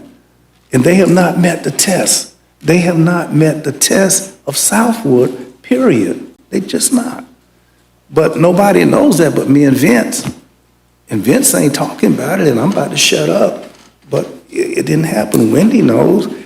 And then to the urban services area, moving up on Bannerman, the people opposing are not here tonight. The only people here with opposition is on this east side. So I want to respect, and I'm supporting the substitute motion because, one, those people did not jump through the same hoops. It has not been examined. It has not been vetted the same way. It simply hasn't. And then there are people here, citizens, taxpayers, not the future taxpayers, the people done paid already forever. Them, they worth respecting. And I don't hear oppositional voices on the expansion on the north side. So them people can read, them people got computers, they sharper than we are. They sharper than the staff. It's enough lawyers and judges and whatnot. If they didn't like it, that damn, they would be here tonight raising hell. They're not here. So I have a comfort level. They're not here in mass, but I have a comfort level that their absence signals their acquiescence or agreement with what's moving forward. So for those reasons, Ms. Chairman, that's why. Now, on the notice thing, the notice staff that Grassroots did not receive, is there a different requirement that this is a corporate comprehensive plan submission versus an individual seeking, what's the notice requirement? What's the distinction of a notice in this situation, and why? Why shouldn't it be if there is a distinction? Sure, absolutely. So for a individual property seeking a land use change or rezoning for that matter, there is a 1,000-foot mailing noticing requirement for that property. So all properties within 1,000 feet of that property would receive a mailed notice. We also would reach out to nearby homeowners associations and neighborhood associations to let them know about that. It's We did not mail out notice to the entirety of Leon County. We tried to get word out through other means to let folks know broadly. Okay, I'm not sure, County Attorney, if we followed the very letter of the expectation. Sometimes the spirit of the law, the spirit of what is right to do, and it really don't matter whether or not this was staff-driven or if it was an individual person. It's the same piece of dirt and the same impacts, whether Goldilocks applied for it or Donald Duck. The ducks get an exemption, Goldilocks don't. It don't matter, it's the same impacts, and that notice requirement should not have been waived, should not have been relaxed, and to that extent, I'm very sorry that citizens were not necessarily notified properly. And then the question that was raised by Commissioner Welch, where should development go? Where? Commissioner, if I'm not around, I want to answer that question tonight again. Development should go to the area that we have an invitation from the President of these United States. It should go to the National Forest. And the federal government has been beckoning for communities to walk up and take the federal forestry, to take land off the hands of 500 billion acres. And we have that. We have national forests. I think that Wakulla has shown an attitude about going after it. And if actually Wakulla's commission is seeking that opportunity, where should development go? I've been saying it for years. The federal government ask, seek, knock. That would be my recommendation. And it's not too late for us to gather, what's that word, consultants or whoever, to get an application together that we just get the federal government to give us all the land on the south side that's called federal. I know you don't want it in your district, but I want every stick, every twig, every hanging moss in District 1. That's where affordable housing can go.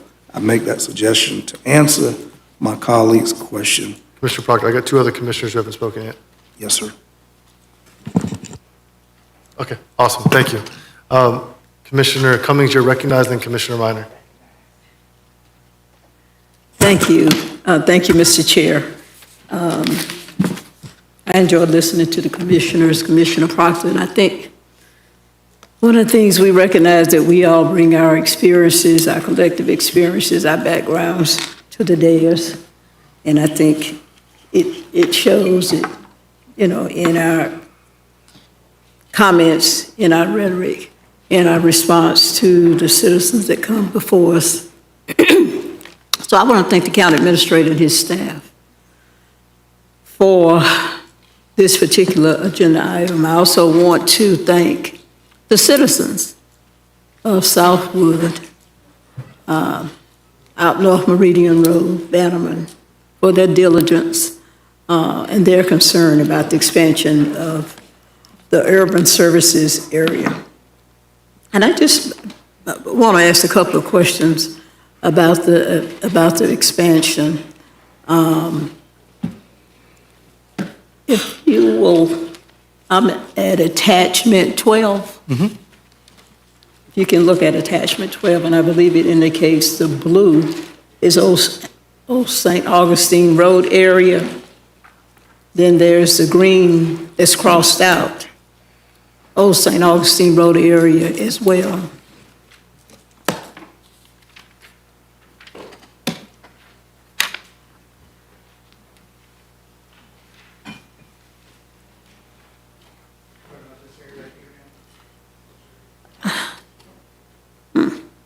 The bottom looks the same, but it's blue on my map. Okay, you've got it turned around, okay. So the blue area, that's the Southwood area that encompasses the, 1,700 acres or so? Yes, ma'am. In this area, we are proposing to expand the urban services area about 1,700 acres and contract it approximately 300 acres. 300 acres.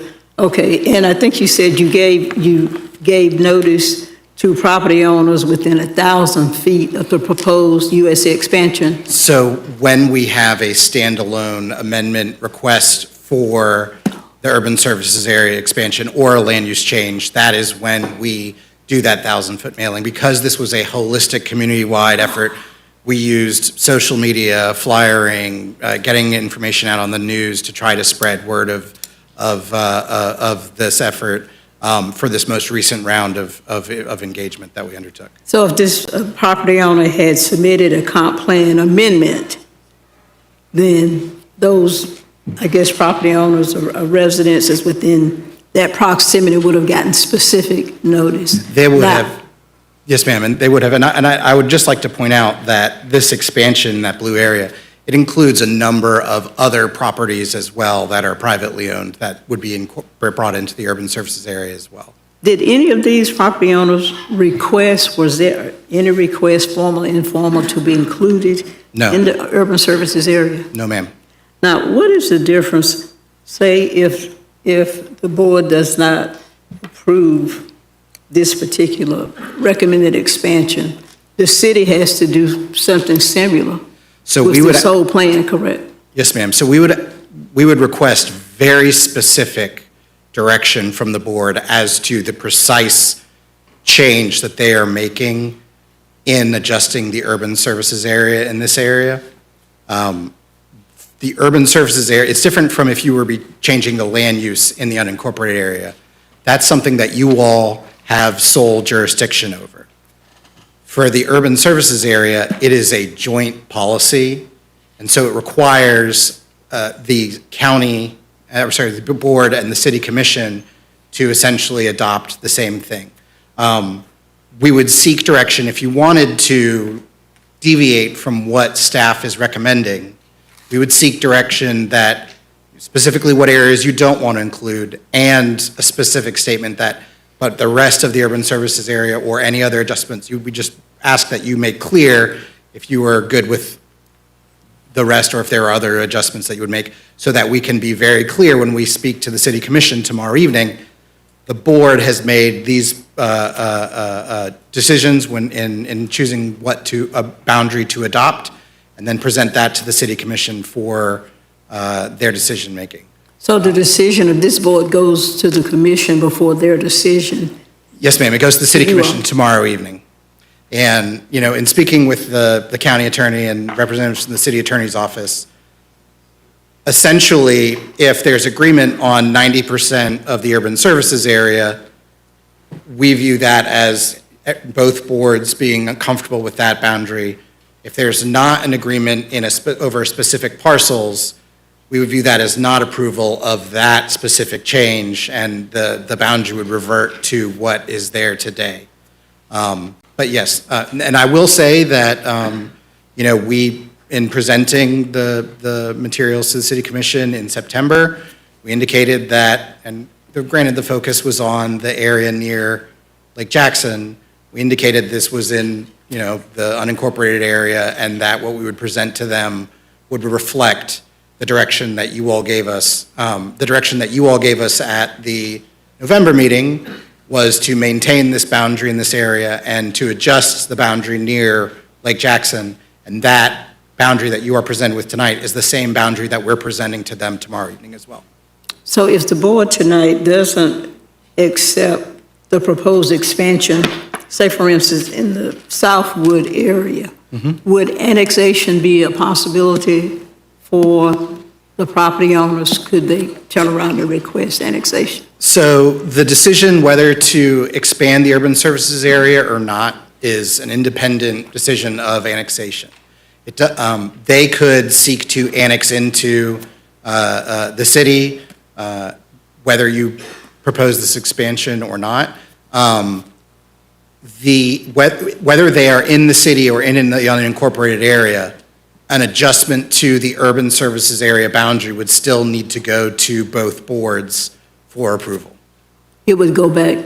Yeah, to both, the Board of County Commissioners and City Commission, because the urban services area is considered a visual depiction of a written policy. But the annexation wouldn't be, that would just be with the city? Annexations do come to the Board of County Commissioners, and I will defer to either the county attorney or to Artie to kind of discuss the parameters on which you all, what decision-making authority you have in that regard. So if a property owner were to file a petition to voluntarily annex into the city, that application would first go to the city, but under the interlocal agreement that we have with the city, it would have to come over to the county. The county could object to it if there were a legal basis to do so, which would trigger dispute resolution under the interlocal agreement between the city and the county to try to resolve their issues. But there are statutory criteria that are considered in determining whether an annexation is legal. And that is historically always what the board has considered when annexation requests have come to the board for approval and what the board has made its decision based on. So they would go to the city and they would come to the county for approval. Thank you. Thank you, Madam County Attorney. One of the things that I think we've lost sight of is the projection by the planning department. This is projected through 2050, I believe. That's correct. Based on the needs, the housing needs. So it's projected that by 2050, we should have another 41,000 or so residents in Leon County. And it's projected that. And that's the statutory required medium population percentage, or projection. Yeah. Okay.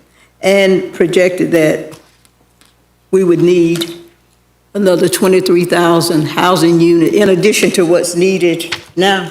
That's correct. So I guess my point is, if we agree to extending the urban services area, it's not really saying anything is going to happen next year or 10 years from now. This is a projection for 2050. That's correct. And at this point, do we have any applications at all or any plan unit development applications or any comp plan amendments from anybody for that particular area or out North Meridian for that matter? No. Do we anticipate or have we, I know we don't have any formal apps, but have we gotten any indication that there might be some applications from any builders or developers on any of this property? On the properties near Southwood, no, ma'am. Okay, out Bannerman perhaps? Yes, ma'am. Okay, all right. Commissioners, I believe we have beat the horse. I think we have looked at all avenues. And one of the things that gives me calm and gives me pause is that nothing can occur on any of these properties that we are talking about, bringing into the urban services area until a master plan is submitted to the planning department, specifically in the Southwood area. The master plan must include how an extension of Orange Avenue would go to the development to alleviate traffic, to alleviate any pressure on St. Augustine Road, and I think perhaps, I believe our planners would probably make it a criteria or perhaps mandatory that extension of Orange Avenue would prohibit any ingress or egress from St. Augustine Road that's not already there. And the one thing that I like about the master plan is that it would require notice to all the property owners. It would require extensive public hearing, extensive vetting, and what I hear from the citizens in Southwood now is that that did not happen in this particular process. And I think to the defense of the planning department, was that part of the process now because we don't have any plan that would adversely affect or impact St. Augustine Road right now. I'm so sorry, could you repeat the first part of that question? But we would anticipate some extensive, I believe, vetting on any plan proposal, on Yes. any of these areas where we are proposing to extend the urban services area. Absolutely. There would be the noticing requirement, similar to a comp plan amendment, where we would notice property owners of the master plan being presented. There would be multiple public hearings or opportunities for vetting at this board and also at the planning commission or local planning agency. The master plan is almost like a mini comp plan for this area. Once the master plan is approved, the only way to develop the master planned area is through a planned unit development process, which essentially establishes unique zoning districts for the master planned area. That process would go through the public noticing and public hearing requirements at the planning, or that would be the planning commission, and then this board as well.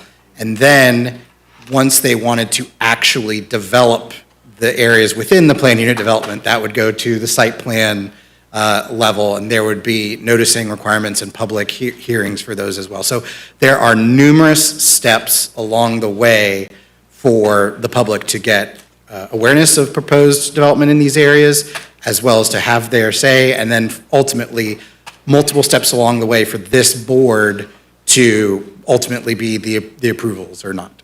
Okay, let me just ask you one more question. Let me Absolutely. follow up. In the vein of Commissioner Maddox's question and his concern, since we hear concerns from residents tonight that they felt they weren't involved in the process, they weren't given notice, they found out about it, we've gotten a tremendous amount of emails and phone calls and texts in reference to the USA expansion. So what is the detriment with not expanding the USA right now and just allowing property owners to submit a comp plan amendment where there would be citizen involvement, resident involvement, a very stringent vetting process, and everybody would feel that they have taken a part, have been involved in that process. What's the difference between waiting for that to happen and moving forward with the proposal now? Absolutely. By making the decision to expand this and put this in plan development today, you ensure that this area will be master planned. There's always the potential that at some point in the future, if these property owners wish to develop, they subdivide the property, they seek to develop it at the standards that they have now, where they can do 1 unit per 10 acres. That would likely result in development in this area on septic versus on central water and sewer. Making the decision today to make this change now and put it into plan development ensures that this board has complete oversight of the future development of these parcels. But ultimately, the decision is yours. Thank you. I appreciate that. Absolutely. Thank you, Mr. Chair. On point, On point, yes, sir. to make sure the motion is specific, to be clear, 4 parcels, and if it helps, I can read in the parcel numbers to the motion so that he has exactly what he needs if we approve it. Could you restate that? Sure. It was commented that if we pass a substitute motion to convey to the city, planning staff needs to know these specific parcels we're not including. And I wanted to be clear, the motion is 4 parcels, and I can read the parcel IDs into the motion should it be successful. Cool. Could we just submit it to the record? Okay, we just submit it to the record. Commissioner Minor, you're recognized. Thanks for your patience. Thank you, Mr. Chairman. Appreciate it. I've got a couple questions and then a comment. First question is for Mike. Hey, Mike, how you doing? So early on, when you first started speaking, you mentioned that there was a citizens group that met and analyzed the urban services area and that they recommended expansion. Am I correct in hearing that? That's correct. When did that take place? 2003. 2003.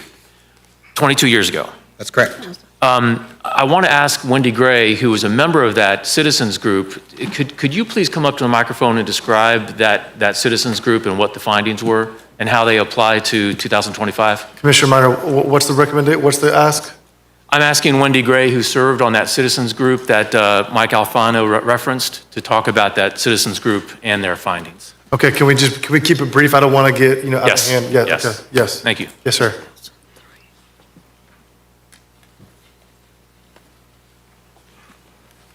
That citizens group was a self-selected group of citizens who got together and included many people who were active in the development community and the environmental community at the time. The things I would point out about the committee was that there was a very detailed analysis about the availability of land, not just the demand, but where potential development could occur. It was also occurred at a time when there was significant pressure to develop on the north side of town and a lot of interest in trying to encourage more development on the south side of town to try to balance that out. And the third thing I'd like to mention is that I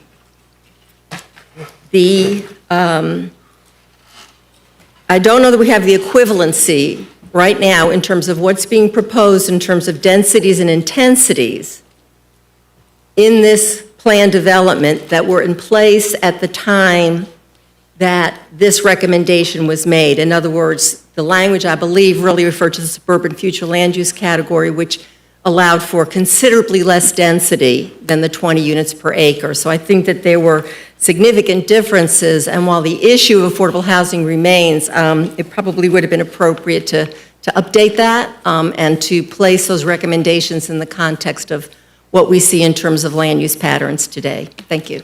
Ms. Gray, what is your personal opinion on the need for USA expansion now as opposed to 2003? Commissioner Minor, she had 3 minutes to speak on this item already, so I know you asked a question, a lot of question, but she already gave her personal opinion on this, and then that opens it up for everyone else to ask their personal opinion again. All right, Mr. Chairman. Thank you. Mr. Thank you, Ms. Chairman. Gray. I appreciate it. Mr. Chairman, point of order. Ms. Gray brings an insurmountable expertise, reference, historical awareness. I'm not saying she qualifies as an expert witness, but among the living, she is as much of an expert who could speak to the subject matter, Mr. Chairman. Absolutely. Absolutely. It's nothing against her at all. Commissioner Minor asked that he wanted to ask her a question because she served on it, and then we get into the point of what her opinion is. Well, then we owe everyone else another opportunity. That's fine, to Mr. talk Chairman. their opinion. It's okay. It's all right. Thank you. Thank you very much. And you're right to keep things going. Appreciate it. Yes, sir. So the citizens group that this whole effort is based upon came to a conclusion 22 years ago. Not to say that the findings of that working group 22 years ago aren't applicable now, but it probably would have been good to actually update that finding, that conclusion. Because what happened 22 years ago not necessarily applies to 2025. Just want to point that out.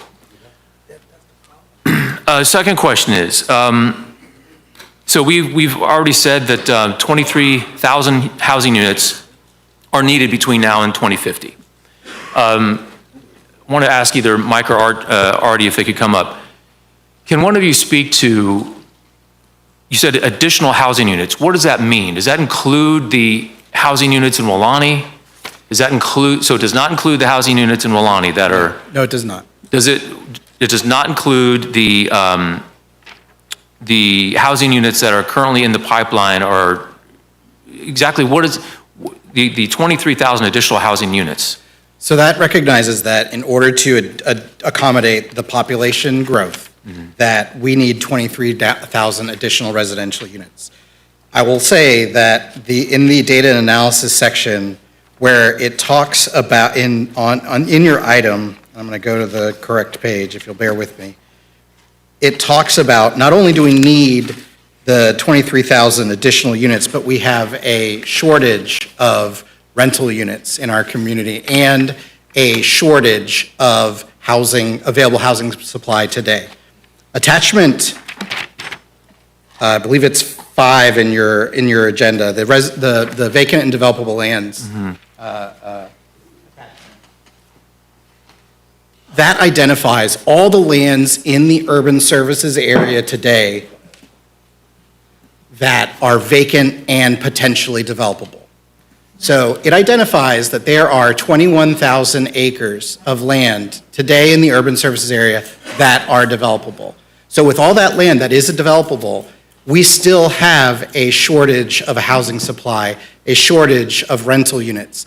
There is clear indication that the market is not providing the amount of housing stock that we as a community need. So and in taking that just vacant and developable lands, we took out land use categories that are not really appropriate for significant development and redevelopment potential. Residential preservation, that's meant to be used in established low-density residential neighborhoods. We took out things like environmental features that we could readily identify, karst features. There's a whole host of things that we took out just at a desktop review, GIS level of what lands can be developed. That cut that available land in half just by doing a desktop review. That doesn't take into account the need to provide infrastructure for development. That doesn't take into account market pressures for what development is likely to occur. While areas like Welaunee and areas like Southwood have significant development entitlements, what we've seen in our community is that the average residential development is about 4 or 5 units per acre. That's very low density residential. So while there is, land that if you apply a multiplier of the land use category that it allows, it could accommodate X amount of development. That's a very simple mathematical equation that can be used to either say, hey, we have land, or be used to, kind of scare people into the amount of development that could occur in the area. What will actually get developed, that's something that occurs so much later in the process for the comp plan. And just using a multiplier of density times acreage doesn't adequately address what the market will actually provide for areas for our community. Okay, that's helpful. Thank you very much. Next question. If we were to go through the comp plan amendment process, where an owner puts in a request for changing the comp plan or expanding the USA, are the residents surrounding near a USA expansion within 1,000 feet, are they notified by USA expansion? Yes. Okay. They are during a comp plan amendment process. So I will say that the only instances in which I have experienced, and I'll defer to Artie to fill in the blanks, but the only instances where I have been involved with USA expansion has been with corresponding proposed land use change, and so the noticing requirement occurred. Yeah, but it was the area around Childs, but I'll defer to Artie. That's accurate. Okay. So would they receive a mailing if it was purely just the text amendment to adjust the urban services area boundary? Thank you, Commissioners. I think historically we've always seen urban service area expansions in conjunction with land use, and so that's been the precedent that the notification would be sent based on the land use change. I don't believe we've encountered a situation where it's just the urban service area expansion and not a land use change. That being said, we would confer with the attorneys for sure, but I think our posture would be to err on the side of more transparency, and so we would send a notification on that. Okay. Even though I think our policy is tied to the land use change, we would typically err on the side of doing more notification. That makes sense. That makes perfect sense. One last question. We had the discussion about expanding the USA and how it doesn't change housing density, doesn't change much of anything, but there is an important point to bring up. Putting property within the USA, correct me if I'm wrong, but it increases the property value, generally speaking, and it does encourage development because now you have a commitment to public infrastructure. Is that a correct assumption? I wouldn't necessarily agree with that, Commissioner. In a situation where you have a large undeveloped piece of property and it gets pulled into the urban service area, that would allow it to be subdivided more, because it would come with a land use change. If you bring an area into the urban service area, but you're not changing the underlying land use, there's really no more development incentive than what would exist as it is. So the development incentive comes from increasing the density and intensity, not just the fact that you would have to connect to water. So I think most properties, if someone was wanting to develop like 1 unit per 3 acres or so, it wouldn't really matter to them if it was going to be on sewer or septic. The development pressure would be the same. The development pressure would come if there were a larger piece of property that could then have a land use change and then be subdivided more so they could do more development. Okay. That's counterintuitive, but that's why we have you. So thank you very much. A lot of planning is counterintuitive. All right, well, I'm done with my questions. Let me go ahead and have a comment, and then we'll try to wrap this up. Okay, listen, there's been a lot of debate about growth, not growth, et cetera. I believe that growth, when it's done in a smart way, is good for a community. It creates jobs, it creates housing, which we've talked about, Commissioner Welch. It increases incomes, and it boosts the economy. I was speaking to a business and community leader last week, and he told me, if your community's not growing, it's dying. And he's not wrong. But the key for us here is to grow in a smart way, where in the long run, it becomes a net positive for the community, not a net negative. And the changes that are done for a comprehensive plan must be done transparently and with proper upfront notice to citizens. This comp plan rewrite, and I said this last month, this comp plan rewrite has proposals in it that, in my opinion, and much of the public, was not done properly noticed. And it was not done with transparency. I talked last month about how we transmitted this comp plan, and then we got calls from people saying, did you know this was in there? After we transmitted. I brought something up to the planning staff for the first time. They didn't bring it up with me about north of Lake Jackson. Same thing applies with Old St. Augustine and the USA expansion Eastern Meridian. This is not the way to do a comp plan. What we need to do, what we should have done from the get-go, is have comp plan rewrites about land use category changes, housing density changes, which has been done, and I credit our planning staff for doing that. What we should not have done during this comp plan rewrite is what looks to the public like we're sneaking things in, like we're sneaking this USA expansion in, like we're changing this land use category designation for thousands of acres of land.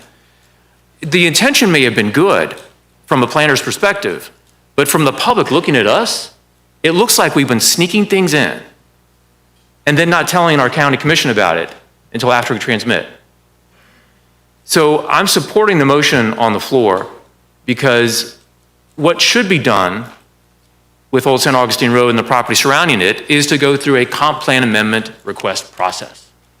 That's where people living 1,000 feet away from the boundary are notified properly. We have public hearings about it. We do analysis of what those changes mean to the neighbors and to the community, and we discuss it out in the open, like we should have done from the get-go earlier this year. So I'm supporting the motion on the floor.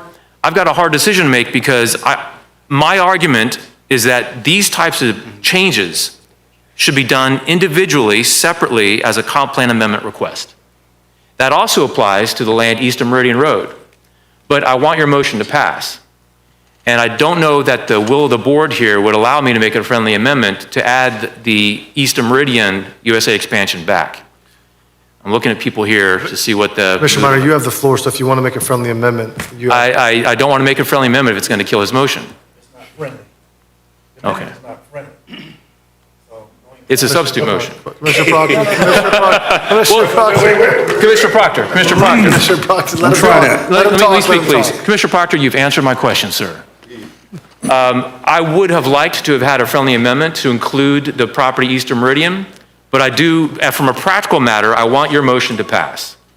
So I'm going ahead and I'm going to support your motion.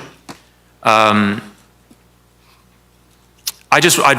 said this last month, but it is wrong for us to include 3,000 acres into the USA in this comp plan rewrite proposal. That is just about the same amount of size as Wilani. Now, when we talked about Wilani, we talked about that for a full year. And for St. Augustine Road, the property around there, I mean, we've been hearing about it for about 3 weeks. And it's 1,400 acres. This is not the way to do comprehensive planning. And so I think this motion is the right thing to do. I hope my colleagues here will support it. Let the landowner come back. I hope they do, because we need to have that discussion. We need to have affordable housing. We need to have growth. Growth is good for a community when it's done in a smart way. But let's have the proper process where the neighbors are notified, where we have that discussion in public hearings and talk about the implications. Thank you, Mr. Chairman. Thank you. All right, commissioners. Commissioner Maddox is going to ask a brief question, and then we're going to vote on the substitute motion on the floor. One of the concerns was density. With the land use change, the zoning does not change, correct? That's correct. The zoning changes will be a part of the master plan or the plan development? So the plan development would be the land use that goes into place. The existing zoning there would stay in place. And then when if they go through the master planning process and it's approved by this board, any attempt to implement the master plan would be done through a plan unit development, which would essentially be a rezoning application. So that would be another, publicly noticed process and with multiple public hearings. So philosophically, you're trying to get ahead and making sure that we're protecting the lands? That's correct. All right, thank you, Mr. Chair. On point. I have a quick question. If there is a zoning application or a proposed zoning change, don't we have a policy where people who live within a certain region get notified? Yes, it's the same as a comp plan amendment. It's a mailing of 1,000 feet, and it's also, we reach out to nearby home owners associations, neighborhood associations, and things of that nature. Okay, thank you. You have a point of order? Yes. Okay, go ahead. On these 4 parcels, the future land use code today is rural. Correct. After we vote on what was proposed, the future land use code is proposed development. The future land uses, yes, plan development. But what is the zoning? The zoning would stay as it is today at rural. Let's not confuse the issue. The point of the matter is the land use changes does not change the zoning, which does not change the density. It changes the capacity, the potential for density. So just because the land use changes, it doesn't change the zoning. It'll still be rural.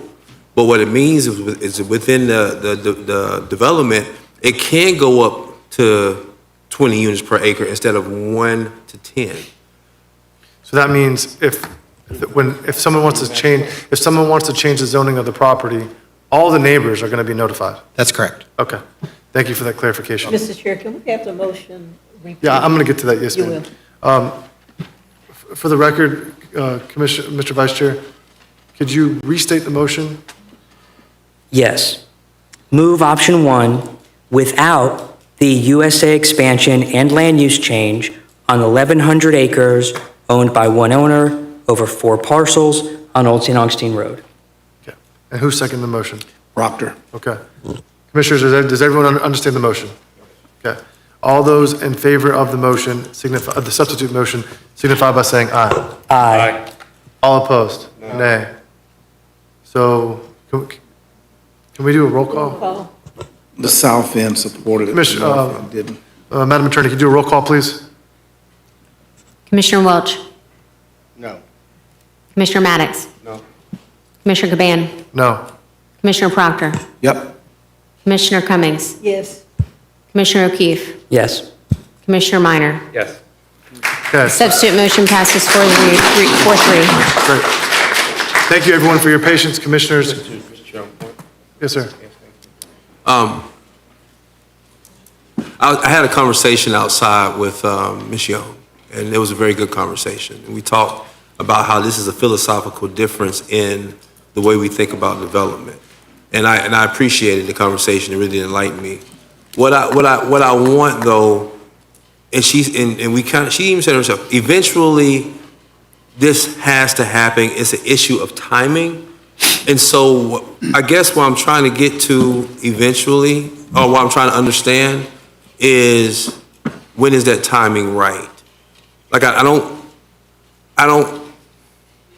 philosophically felt like us moving this direction would allow us to protect the future of the capacity and density of the area. I'm worried about that. I'm worried about that within the framework of what we did today. So Ms. Gray, Ms. Young, I would love to meet with you all to figure out, how do we control in the future the capacity issue that could possibly happen in this area without a master plan that we had a potential to create today. That's my concern. So I have my aide reach out to you to have that meeting, but I appreciate the conversation we had today. Thank you. Thank you, Commissioner Maddox. All right, commissioners, let's actually, where are we at right now? All right, we're going to do the last public hearing on item number 26. Then we're going to take a 10-minute recess before we come back to general business. So right now, I move staff recommendation. Second. on number 26. Yep. Are there any public speakers? Do we have any public speakers on item number 26? We do not. Let me pull up what staff recommendation confirmed. All right, we have staff Commissioner Proctor moves staff recommendation on option 26. Seconded by who? Cummings. Commissioner Cummings. Any discussion? All those in favor of the motion on the floor signify by saying aye. Aye. All opposed? Nay. Madam Attorney, you got my nay? Okay. All right, Commissioners, take a 10-minute recess. We'll take 14 minutes, 8:50, we will pick up at general business. 14 minutes. Yep.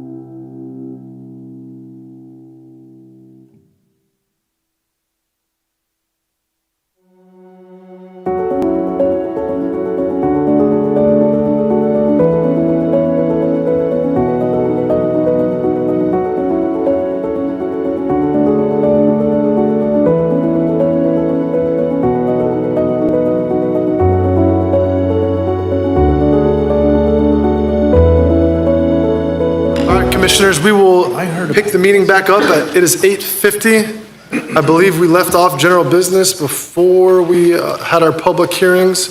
Mr. County Administrator, correct me if I'm wrong, but on item number 19? That is right, Mr. Chairman. Can you introduce the item for us, please? Absolutely. Chairman, Commissioners, item number 19, you'll recall, was requested by the board at your last meeting.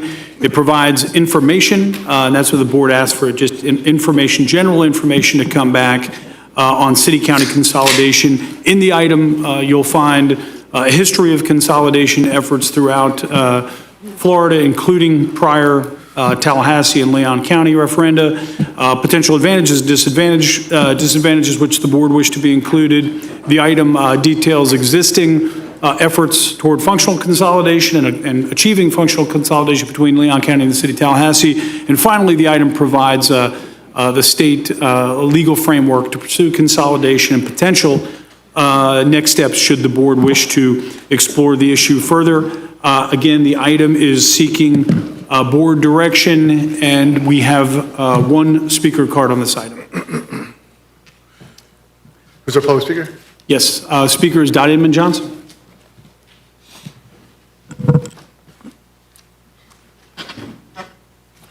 Good evening. You're going to have to give me a little latitude because I've been here 6 hours waiting to speak on 19, which you gavelled And 5 of it was to Commissioner recess. Proctor. First of all, I am here to say, even though I have opposed every consolidation effort that has come before local government and the citizens in the past, I am very much in support of consolidation now. And I hope that this board will move forward with a study commission to bring forward a proposal on that.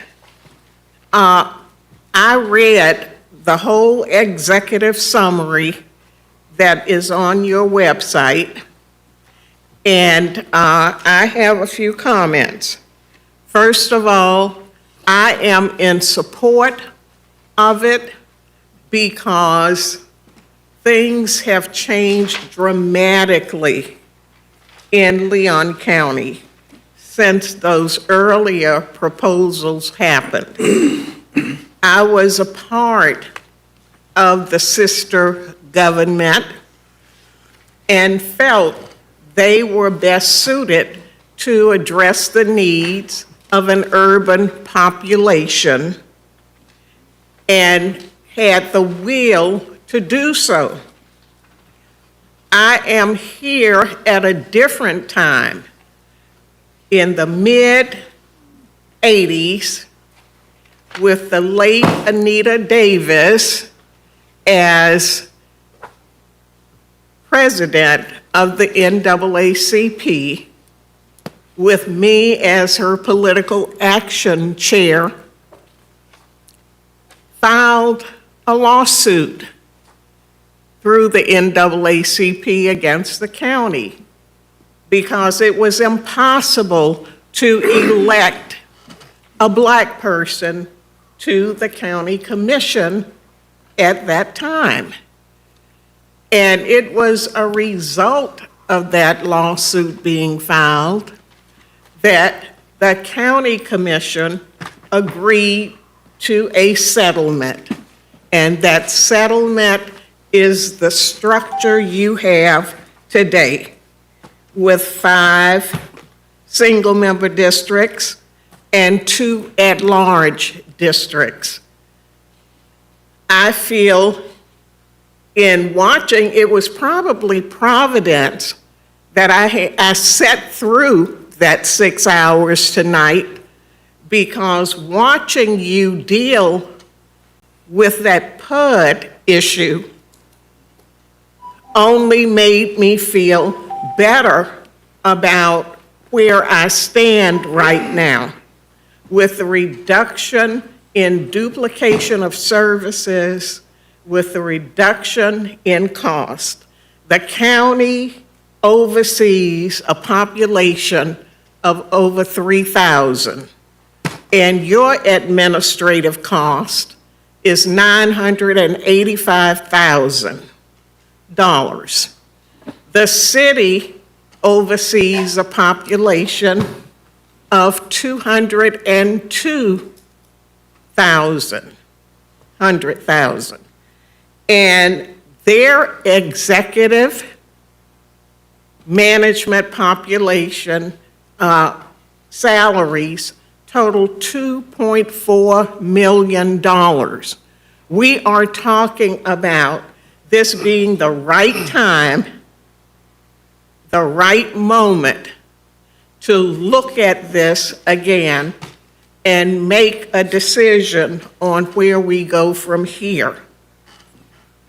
Intervening factors, the fire service agreement, how we plan growth in this community instead of annexations up to the state and county line where people do not have input into what's happening with those annexations.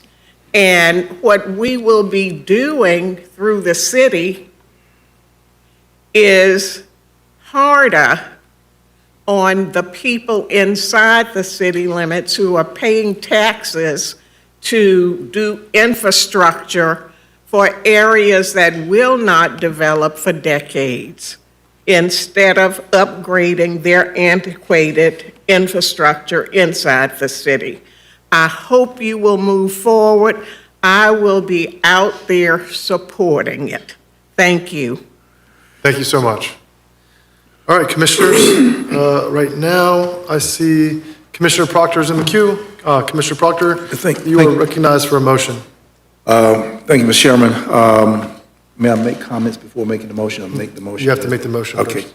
Mr. Chairman, I'd like to offer, having gone through item 19, that I make the motion that we adopt a non-binding advisory referendum to gauge the public interest in consolidation. So it's sort of a straw ballot, but to place as a first step for our community to determine what they want. And if our community, Mr. Chairman, Commissioners, approve of, then we follow these other steps, which staff is so beautifully laid out in terms of the pathway to secure. So my motion is merely that we move forward with the non-binding referendum to gauge public interest in consolidation for November 3rd of 2026. All right, there's a motion made by... Mr. Chair, I'll second for discussion. Okay, sounds great. So we have a motion made by Commissioner Proctor, basically for what is known as a straw poll, a non-binding referendum to gauge public interest in consolidation. Discussion, Commissioner Proctor. Thank you, Mr. Chairman. It's so ironic that former Mayor Dorothy Johnson is the level of history that's been in this building, in this room tonight, on so many of the issues, but her command of the information and being a trench soldier through an era where she was elected as a city commissioner, serving as a mayor. In my respect, just heightened Mayor Johnson. And has never walked away and, quote, retired from public service. And I thank you for that. What's missing in these numbers, commissioners? Well, what's missing is the absence of numbers, such as was pointing out that in the city's jurisdiction, there are 200,000 people. And in that 200,000, there's a workforce of executive pay at 2.4 million. Trusting Mayor Johnson's numbers, she says that for $300,000, everyone in the county's jurisdiction, our executive pay is $985,000.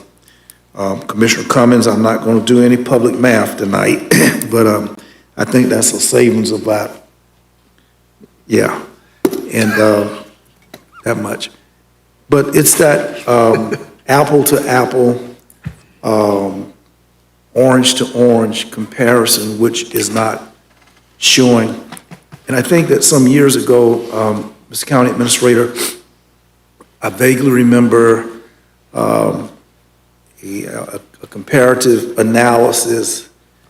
I wish I could pull it all the way up in my mind, but we did staffing, public works,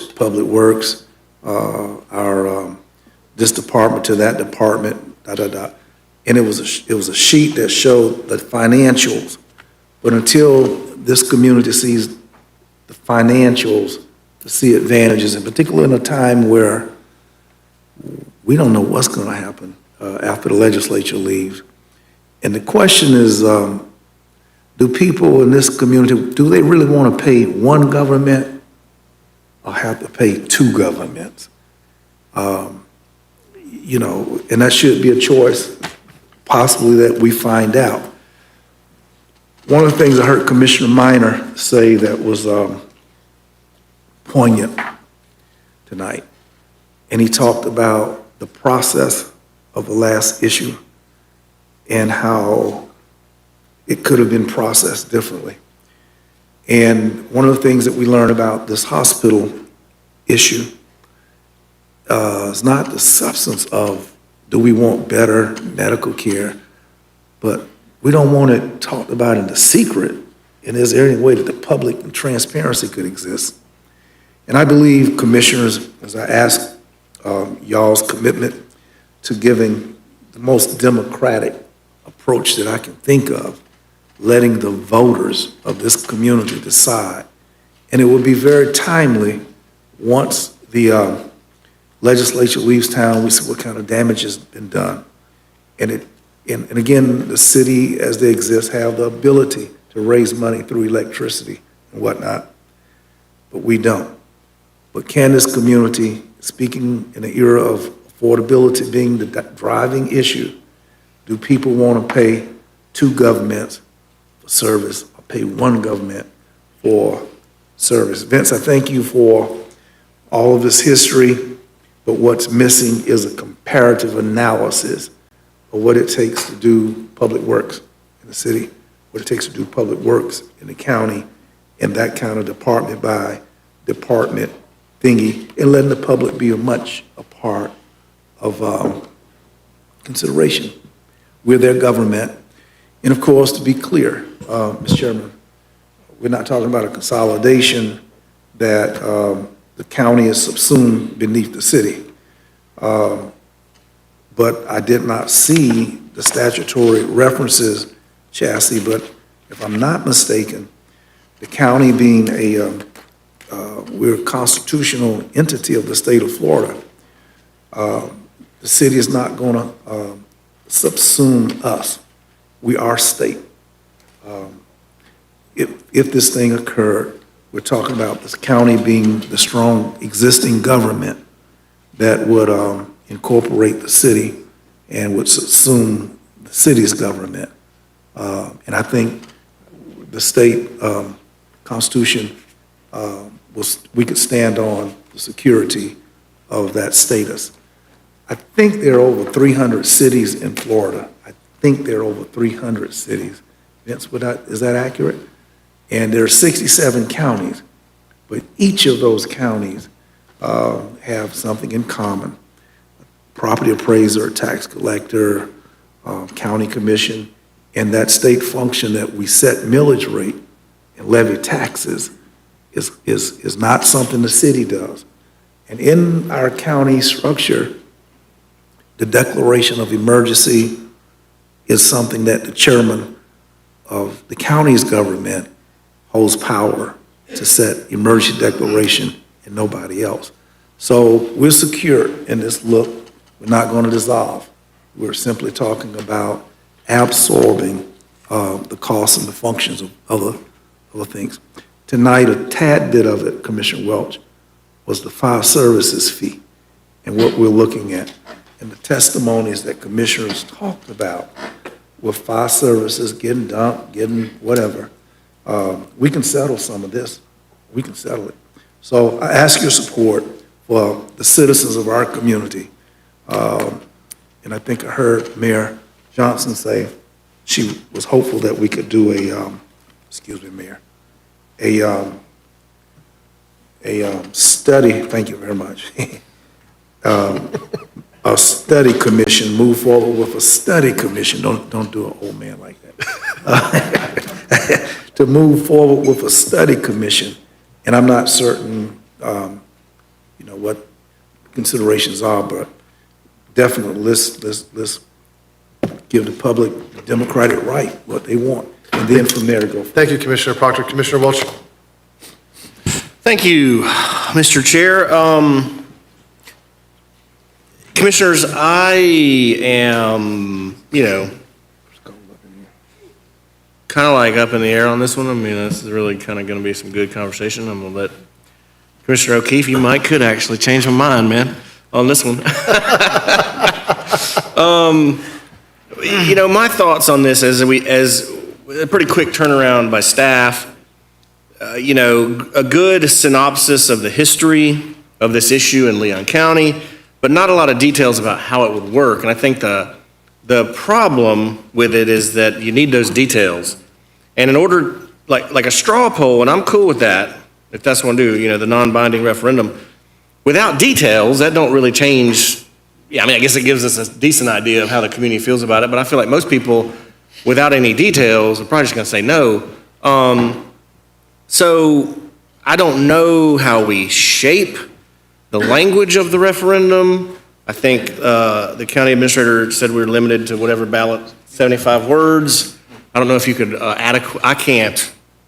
I can't do much in 75 words. I just sent my wife the narrative for the Christmas card, and she said it had like a 50-word limit, and I think I was off by about 700 words. So, that's a problem. So I don't know how we get a lot of information out of that from that. But at the same time, it might be a little early to request a study commission, which I think if, you put a bunch of people together with differing concerns and questions, you're going to get a lot like our Charter Review Commission right now, which I watched for a little bit the other day, which was like, woo boy, I ain't getting a whole lot of traction there. So it's hard to get us to agree on something. It's much harder to get 21 people or 7 people from the community or 14 people. So I have a couple questions for the staff based on conversations I've had in the community over the past 3 weeks since we floated this idea. Now, for my district in Northeast Tallahassee in District 4, the biggest concern, and I've heard from people I respect across the board, some are like terrible idea, some are like great idea, and so it's very hard to gauge, what the real effectiveness is. I think when you get into this, there's there'll be a lot of controversy about which government takes precedent or which government takes priority or which function. The analysis talks about the lack of an accelerator act or some kind of big issue like corruption scandals or, bad schooling or, whatever you want to call it. The people in my district, and this is probably just specific to my district, in regards to the city, feel pretty strongly underrepresented, okay? And I've said this many times, but none of the 5 city commissioners live north of I-10. None of them, okay? So that means literally my whole district has no city commissioner that lives in it. And so when they appeal to the city commissioners, they often feel disenfranchised, right? Or I have people that are on city utilities but don't live in the city. A lot of that. And so they can't vote in city elections, but they feel like they're being taxed through the utility. So I think so the biggest concern for me, and this is my question, and I think this could be perceived as an accelerator event, okay? If you're talking about a singular issue that affects this kind of conversation, which is a serious conversation, and I think we gotta have serious considerations about it.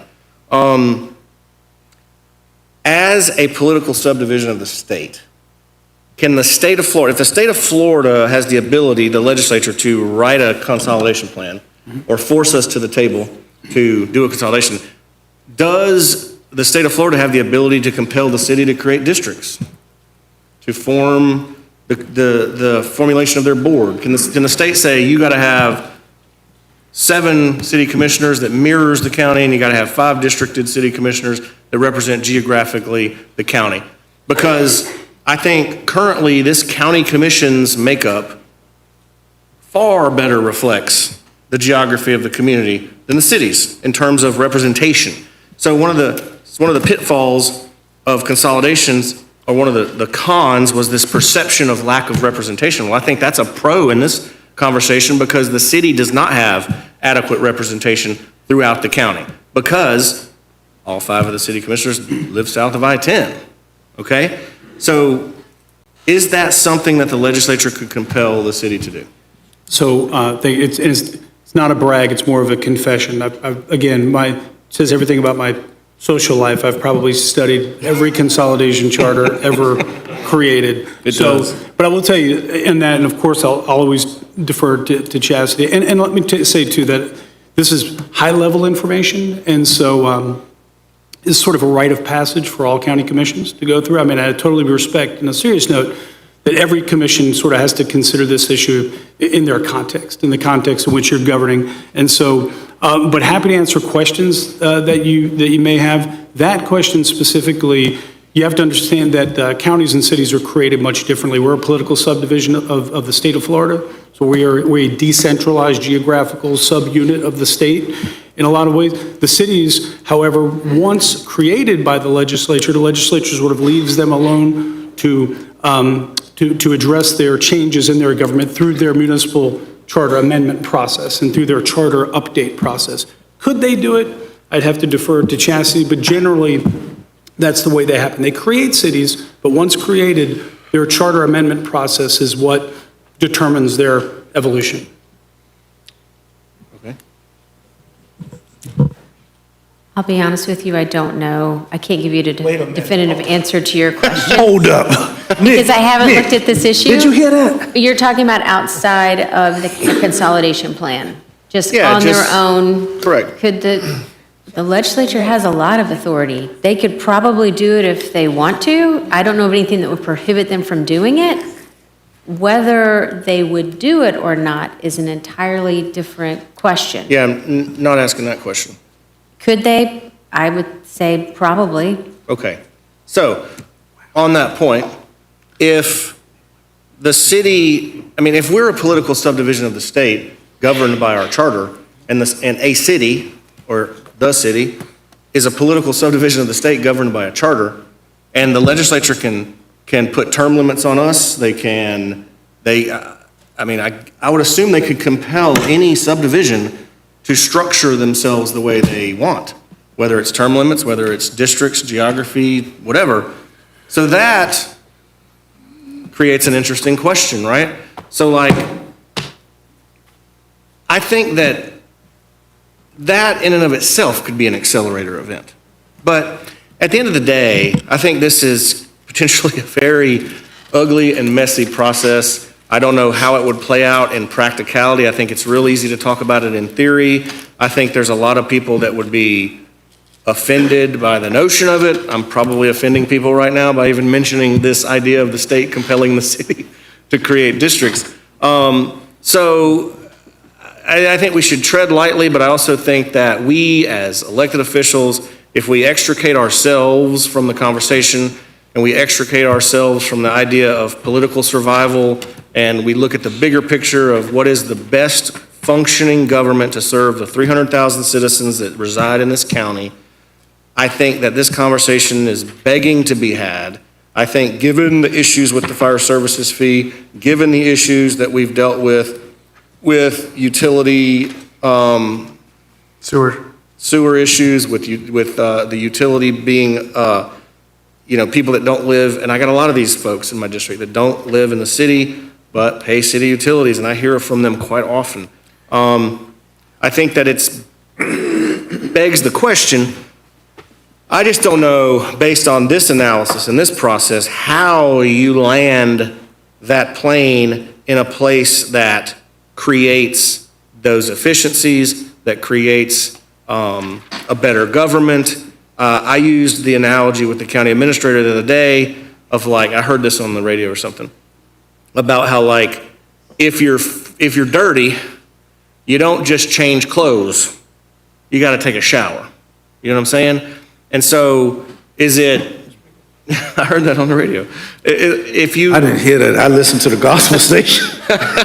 It said, "Come as you are." I was wondering what that smell was. Now I know. Now you know, just come as you are. So I don't know how, some people are going to say, well, you just, it's not the structure, it's the people or whatever. But I think there are some structural issues in terms of representation at the city. And I know that there's been scuttlebutt about, well, this is going to create representation issues in minority communities and things like that. And I don't know, man, I got to tell you that the makeup of this board, I think, far better reflects the makeup of the community and gives geographic representation to every single person in the community, regardless of where you live. And I think a lot of the concern about people in the county don't want to be in the city, I think that that's because they associate the city's government with the city's government. And if they associated it with the county's government, they might feel differently. So I don't know how you navigate all that, guys. That's just where I'm at on it. I don't know what the best route forward is. I'm willing to kind of go with the board's suggestion. If the straw poll is what we want to do, I'll support that.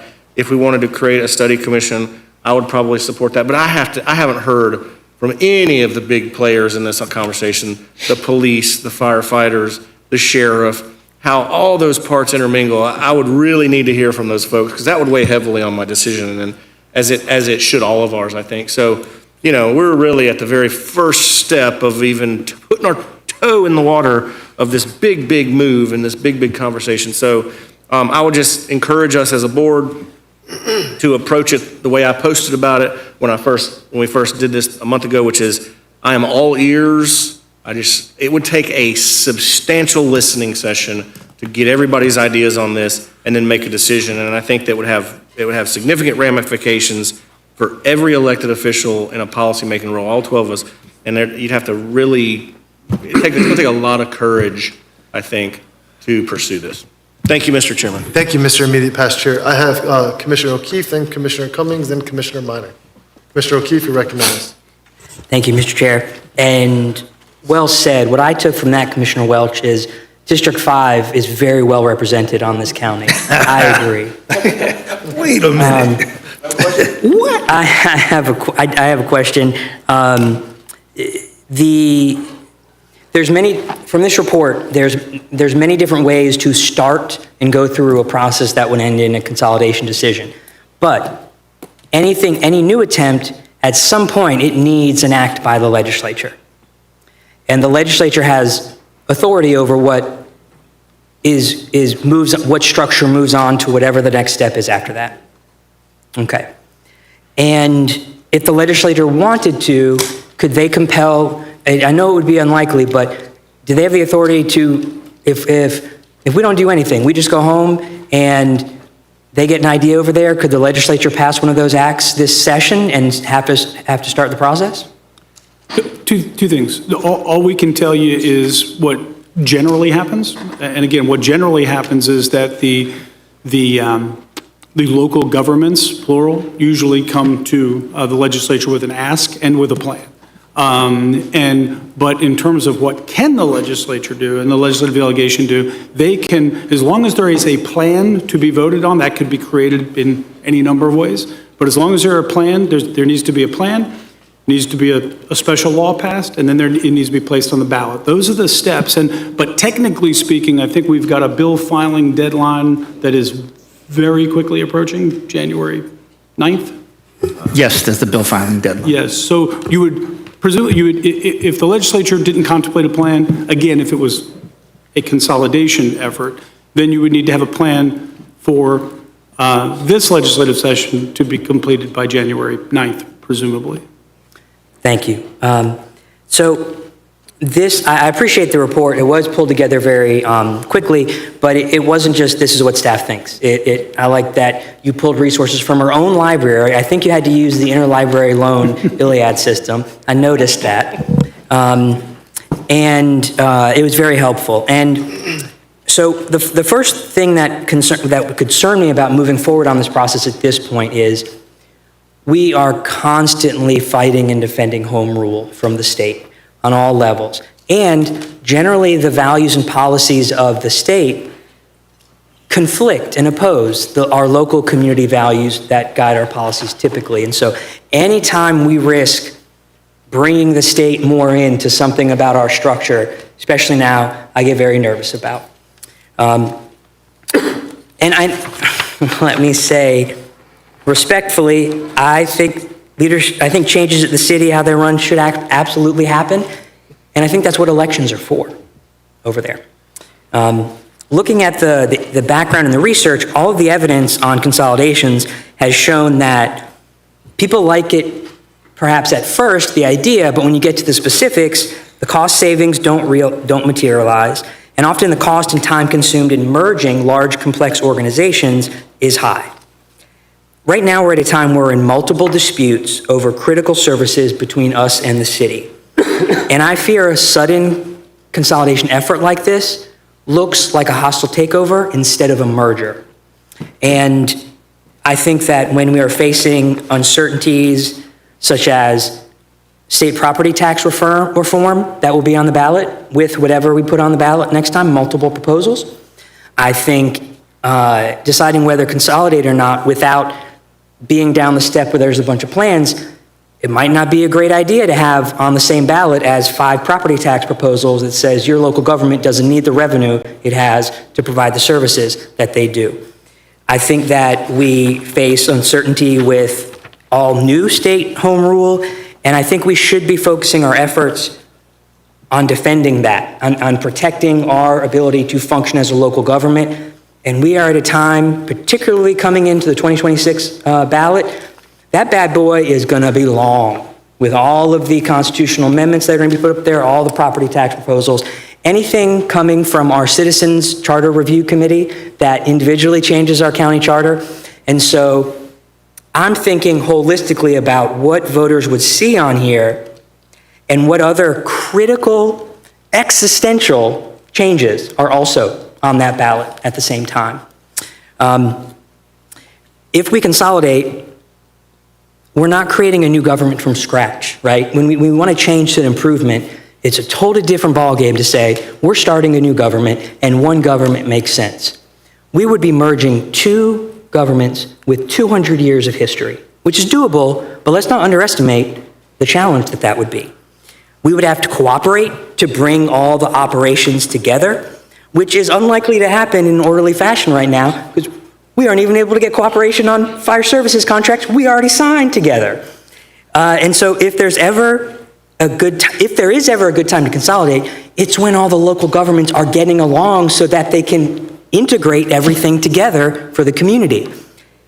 If we're doing it when we already disagree, I think it's unlikely, based on the examples of all the prior proposals in the report and the other ones that successfully passed in 1950 and 1948, you didn't just get one government took the over. I don't think we're just going to get, it's going to be the same 7 county commissioners and we're going to be in charge of everything. We're going to have some mix of elected officials from there and here. I don't think we're just going to get to take them over. And so we would have to work together with those officials better than we do now. Just think about it. Every commission meeting would be a blueprint meeting. Let's focus on working together, solve the current issues we face, and work on that. And instead of throwing everything in when this is a big, big decision, and there's a lot going on that is out of our control, and not entering this is within our control. Thank you. Is it? Mr. Chairman, I want to just make sure that my motion is understood. And I've heard Commissioner Welch and O'Keefe speak as if we're bringing something to the ballot for consolidation. That's not what we're doing. My motion, to restate it, is simply to have a referendum that asks the public, is y'all ain't down with consolidation, or to look at it. It is not to, get married, Right. Yeah, so. I want to make sure there was clarity. Commissioner Proctor, I'll clear that up. Commissioner Proctor's motion is just a straw poll. So non-binding, just a public interest, basically, I shouldn't say poll, referendum to see, where voters are on this issue. So, were you done, by the way? No, so that's, as I understand too, just to say, I understand that it's non-binding. It's, that stands with what my thoughts are on it. Thank you. Okay. Commissioner Cummings? Thank you, Mr. Chair. I second Commissioner Proctor's motion for discussion. And I too, like former Mayor Dorothy Inman Johnson, we appreciate you being here and your presentation to the board, but I, like you, have always been in opposition to consolidation. The last time it was on the ballot, I was a citizen and I voted against it. And I voted primarily because I didn't have any empirical data that shows consolidation would result in governmental efficiency, savings for the voters, reduction in duplication, all those things that we hope would be eliminated. I didn't have any factual information. Nothing was presented so that I could analyze and decide whether or not consolidation would be best for the community. I didn't see any cost savings. Having one voice, I didn't see how that would benefit the citizens as well. So the non-binding referendum, in my opinion, without some information to the taxpayers, I think it would be an exercise in futility. If we have to move forward to gather some information for the citizenry to analyze, to decide whether or not they're in favor of consolidation or not, then I'm really not in favor of that right now. I think the devil is in the details, number one, but I think timing is also very important. I think in the long run, consolidation might very well be beneficial for the community, but I think we have to have a study, we have to have a committee, we have to have a comparison to show this would be a cost savings. Off the top of my head, I don't see how it would be a cost saving.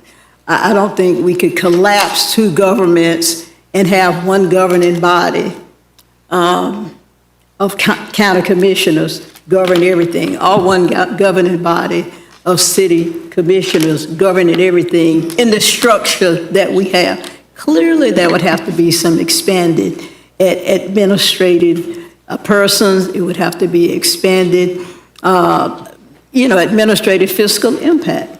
So, having said that, I think this is just not the right time. We are facing some unknowns with the legislature. We tabled a couple items, or one item tonight, pending what the legislature and what the governor might do as far as ad valorem taxes is concerned. So I just think right now, the climate is not right for it. I think maybe perhaps later at some point, just a straw, a non-binding referendum without more, it wouldn't be enough for me to support it. I would need some empirical data to compare. So at this point, I'm not willing to support us moving forward, doing other studies at this point. I think maybe later on perhaps, but right now, and that's where I am right now, but You guys do a lot of persuasion and argumentative positions, so I could be persuaded, but that's my position right now. That we table it until, I'm waiting for you. I just think timing is wrong right now. We have bigger fish to fry. If the legislature passes any one of those 7 proposals that relate to ad valorem taxes, we're going to have our hands full dealing with services for the community, trying to maintain the level of services. We have already voted, and though we have a contract with a consultant to see how we can look at other ways of raising revenue. So we've just got a lot on our plate. So I think it's lofty, it's a lofty idea, but I don't think the timing is right now. Thank you, Mr. Chair. Yes, ma'am. Commissioner Minor, then Commissioner Maddox. Thank you, Mr. Chairman. I appreciate it. You know, I did research on consolidation years ago when I worked at the city, and this is like 10 years ago. And basically what I found was that the consolidations that I studied had high costs during the transition. And then once the structure had settled down and you were running status quo, the efficiencies were mixed. And I did some updated research when we were talking about this issue a couple weeks ago, and it doesn't look like that research has changed. You said the efficiencies were mixed? Yeah, the results on efficiency and cost savings were mixed. Gotcha. For most of the research shows that. Doesn't mean it can't work, but just the aggregate of the research shows that. I think to a lot of people in this community, from which I've heard, consolidation sounds like a great idea at a high level. But once you get into the details, once you start to figure out, well, which services, in order to gain efficiencies, you've got to make cuts, right? Cuts in personnel. Where do you make cuts? Do you cut law enforcement? Not on my watch. How do you make sure that the urban neighborhoods, which need a specific type of services than what the rural neighborhoods need? Most folks in the unincorporated area want to be in the unincorporated area. They like their community being rural, and they want to keep it that way. How do we assure them that that's maintained while still providing urban services? A lot of questions. We're not going to find the answer to those questions tonight, but my point is that I think at a high level, a lot of people like the idea of consolidation. Intuitively, it seems like you would have some cost savings and efficiencies. But once you get down to details, it starts to lose its shine. And so, on the straw poll, there are parts of me I could support it, but also I don't want to take us down this path where maybe it passes, maybe it doesn't. But then we have to figure out what the next step is in level of detail. And we have to figure out what the public wants once we get to those details. And so that's where I'm caught, because I'm always about reaching out to the public, getting feedback from the public. And this seems to be a good opportunity for us to do that. But can we convey enough information in those 75 words to give them some detail on what this actually might look like? And I don't know that the answer is yes. So I think we got at least another speaker. I want to hear what Commissioner Proctor says, and Commissioner Maddox. Yeah, Commissioner Maddox, then I'm going to speak before Commissioner Proctor takes us till midnight, and then we'll run. Commissioner Maddox.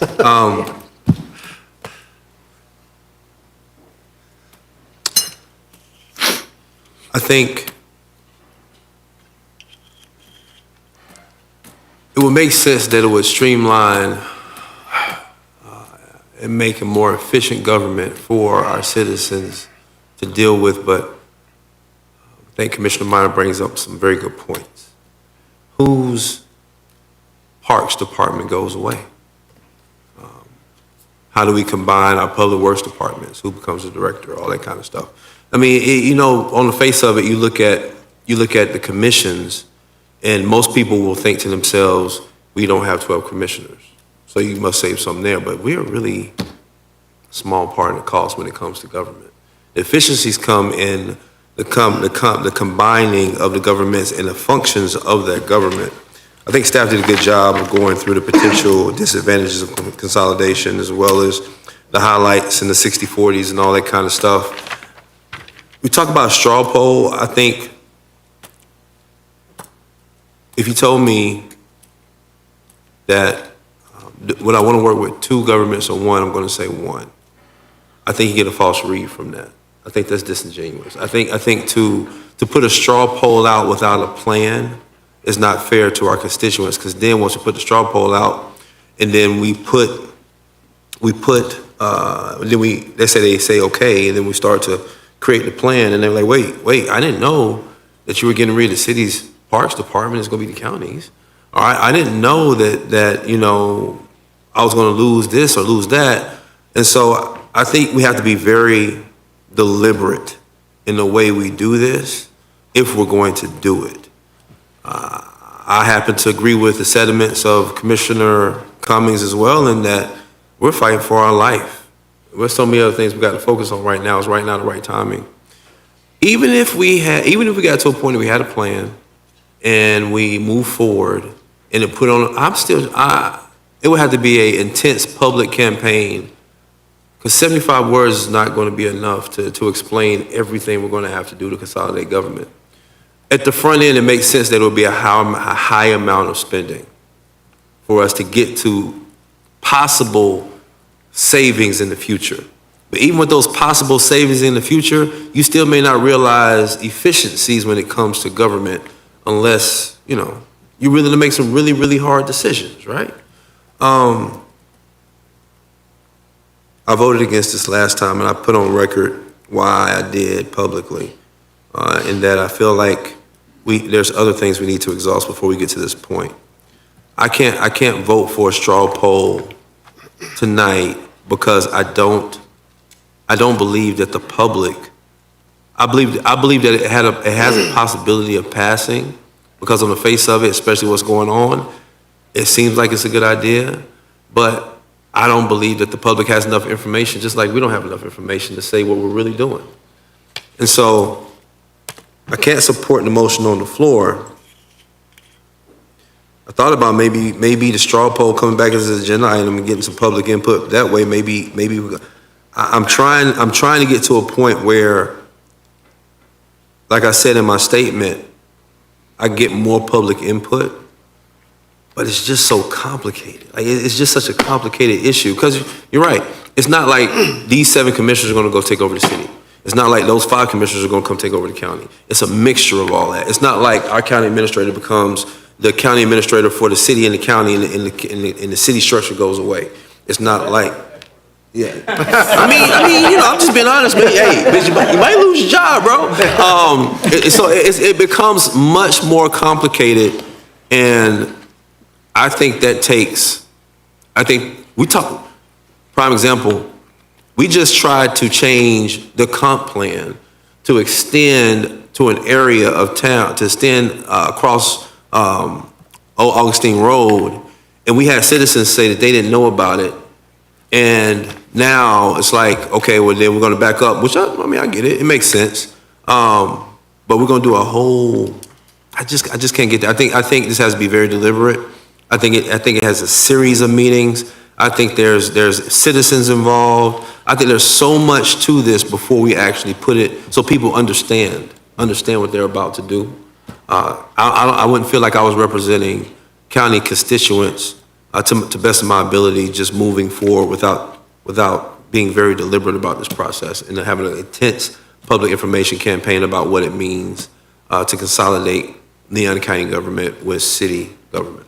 So I can't support the straw poll. I don't feel like there's enough information out there, and maybe I can be convinced at some point, but I don't even think there's enough information to convince me to go with consolidation yet, because I just don't know what it looks like. I'm right there where Commissioner Cummings is when she voted against it in, I guess, 92, in that I don't know what that looks like. I don't know what kind of government I end up with, and I don't have enough information. Thank you, Mr. Chair. Thank you, Commissioner Maddox. All right, Commissioner Cummings, you ready to be persuaded? No. Listen, guys, this is a great debate and a great conversation. My opinion is this: I think Commissioner Proctor,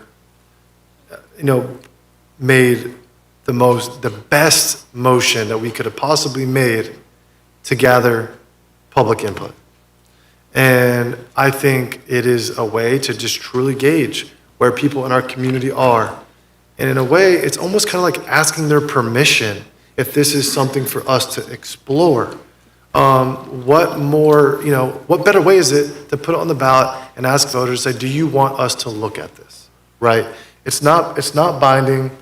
It opens the door for conversation. And if for folks who are upset, say, listen, we're putting it on the ballot just to have the conversation. I want to go through some points of, why I'm in favor of exploring it. Again, I'm not saying I'm for consolidation. I think it's worth us having a conversation about it, and I think it's worth us, at some point, again, we're talking a year from now. Commissioner Cummings, you said it's not the right time. Well, I want to remind you that this would be a year from now, right? We'd put it on the ballot November of 2026, right?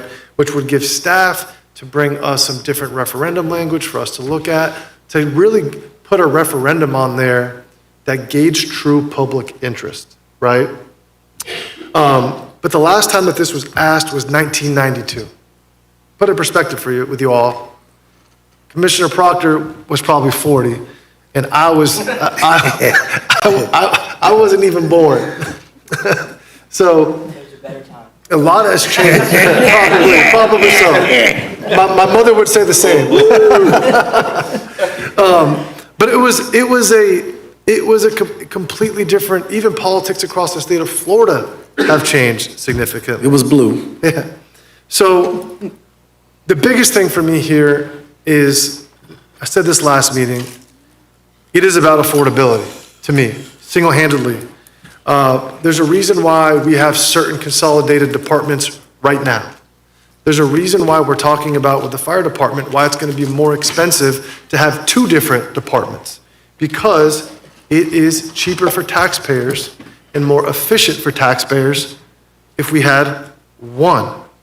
And, Commissioner O'Keefe, listen, the best argument I've heard from you all night was it could be Blueprint. And you had me thinking, man, maybe we don't want to do this. But I think that's a good example of if we consolidate of what we don't want, right? And so I think when we look at and say, if we do consolidate, yeah, we probably don't want a 12-person board, right? The utilities, Commissioner Cummings, right now we have folks in the unincorporated that pay a 50% surcharge on certain utilities because it's a city of Tallahassee utility. If we had a consolidated government, that 50% surcharge goes away. Right now, the county leases Tom Brown Park to the city. That is why we do that. That was before my time. I don't know, right? It's in city limits, okay? But we own it, we lease it to the city. There's just weird things like that don't really make sense to me. Another thing is the additional layer of property taxes that folks pay within city limits. I think we could look at that. And, I'm going to pass something up, but before I do that, it's funny, majority of the people who have approached me who have felt negatively about this, majority of them, not all of them, were county residents who thought that we were going to be assumed by the city and that they would have to report to a city commissioner. When I explained to them that's not the case, there's a million different ways we could do it. There's a way where the 7 county commission seats could be the governing body. And they say, sign me up, I love that idea. Off the bat. I also share the sentiment that Commissioner Welch said about folks in my district in city limits feel entirely underrepresented. We've been dealing with issues on West Tennessee Street, West Tharp Street, West Pensacola Street. I kid you not, commissioners, I have an email in my inbox about trash on Jackson Bluff Road where we emailed the city and asked them if they would pick it up because a constituent complained. And the city said that they would not pick it up because they felt that it was a resident that lived outside of the city limits that dumped the trash. Even though the trash sat on a median on Jackson Bluff Road, the city refused to pick it up. So when I talk about what this looks is like, I kind of feel like we're stronger if we're stronger together. So coming back to to center here, I want to pass this out to you all real quick. Ally, can we put this on the projector for us, please?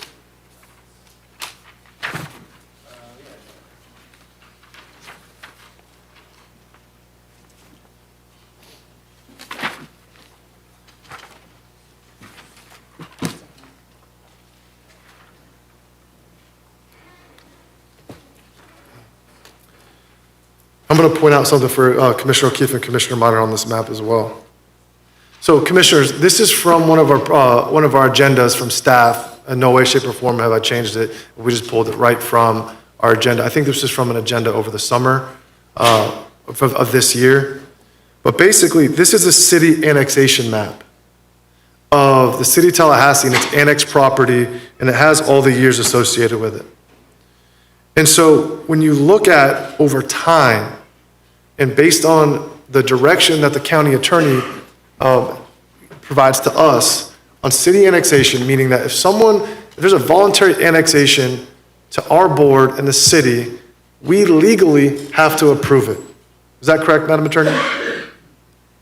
If it meets the statutory criteria, yes. Okay. So when you look at what's happening, Commissioners, it's not, if we have to legally approve every single annexation into the unincorporated, I would argue that over time, our rural residents are going to get encroached on even more. And we're going to have less jurisdiction to govern with our rural residents.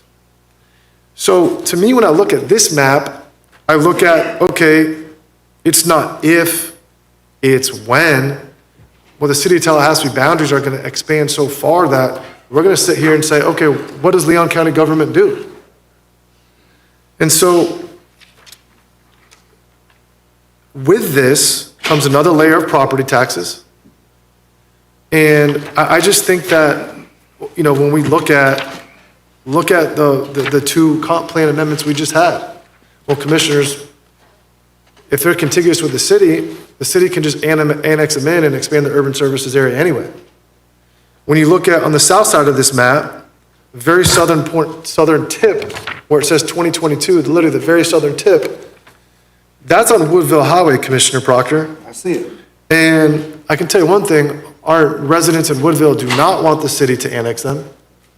And it's only a matter of time if it's contiguous to where our rural residents, I mean, look at Commissioner Walsh's district, look at Bradfordville. So when I look at this map and I talk about the annexation of the city over time, this tells me, guys, like we are duplicating governments and there's not really much that we can do about it other than look at consolidation. So, Commissioners, I appreciate the open-mindedness about this, and I remain grounded and humble on this item where I could be wrong. I think it's worth having staff do some work. And ultimately, you know, I want to ask residents because I know when I put this map in front of any rural resident, they're like, yeah, they don't want the city of Tallahassee encroaching on their backyard. So right now I see, I got pretty much 4 of the commissioners in the queue right now. Sir? That's on point to the map. Of course. Just on point real quick. Yes, sir. I don't know if staff or administrator can answer this question, but there's a difference between city initiated and private initiated. Yeah, voluntary versus involuntary annexation. This is pretty, that's a lot. How many of these are city initiated or involuntary? Not very many. The last time they tried was in 2002 in the south side area, and it failed. Most of these are voluntary annexations. Okay, so these are people who came to the city or came to us and said they wanted to be annexed in. Okay, thank you. Can I point to that? Yeah, and I want to point something out real quick before I pass it to Commissioner Welch. Real quick, is that one thing is whether it's, you know, I appreciate the clarification on that, Commissioner Maddox. However, basically, if we have to approve it no matter what, if you're not getting annexed in, it's still city limits encroaching on people's backyards, front yards, neighborhoods. So anyways, I want to point that out, Commissioner. Yeah, just on point, Commissioner Welch. Madam Attorney, in my experience up here, the voluntary annexations are often done by developers before anybody's living in the neighborhood. So people buy the homes and they just are in the city. It's not like they, voted on it one way or the other. They just, the city consumes the new development because they want the meters, they want the electrical Right. units. And that's just the way that those involuntary annexations go. So it's not like people are voting on it yes or no. No, that's not what I'm saying. It's just happening before they even buy the homes. Correct. Yeah, that's it. No, what I'm saying is that the most, my question and what I was wondering was how many of them were initiated by the city, how many of them were involuntary, meaning the city initiated versus voluntary, meaning even a developer going to the city, that's still voluntary, right? So I was just wanting to know that piece of, because this is extraordinary to look at, so. Commissioners, not to bring another topic, but I'm going to keep it germane to this, but this is another reason why I brought up the ordinance issue that the Charter Review Commission is looking at, because, we're medium-sized county and the city is expanding their territory, and listen, no shame to them. They're doing what they're supposed to do as a city government is. They're trying to collect more revenue to provide more services. However, we are, the unincorporated part of Leon County is getting smaller and smaller and smaller. All right, I have Commissioner Proctor in the queue, then Commissioner Welch. Commissioner Proctor, you're recognized. Thank you, Mr. Chairman. I think there was something called attitude, and if you did a straw ballot of citizens' perception of goodwill, attitude, disposition, there are more people call my office, actually, and I don't have a dichotomy about the city or the rural. We represent all of them. I mean, I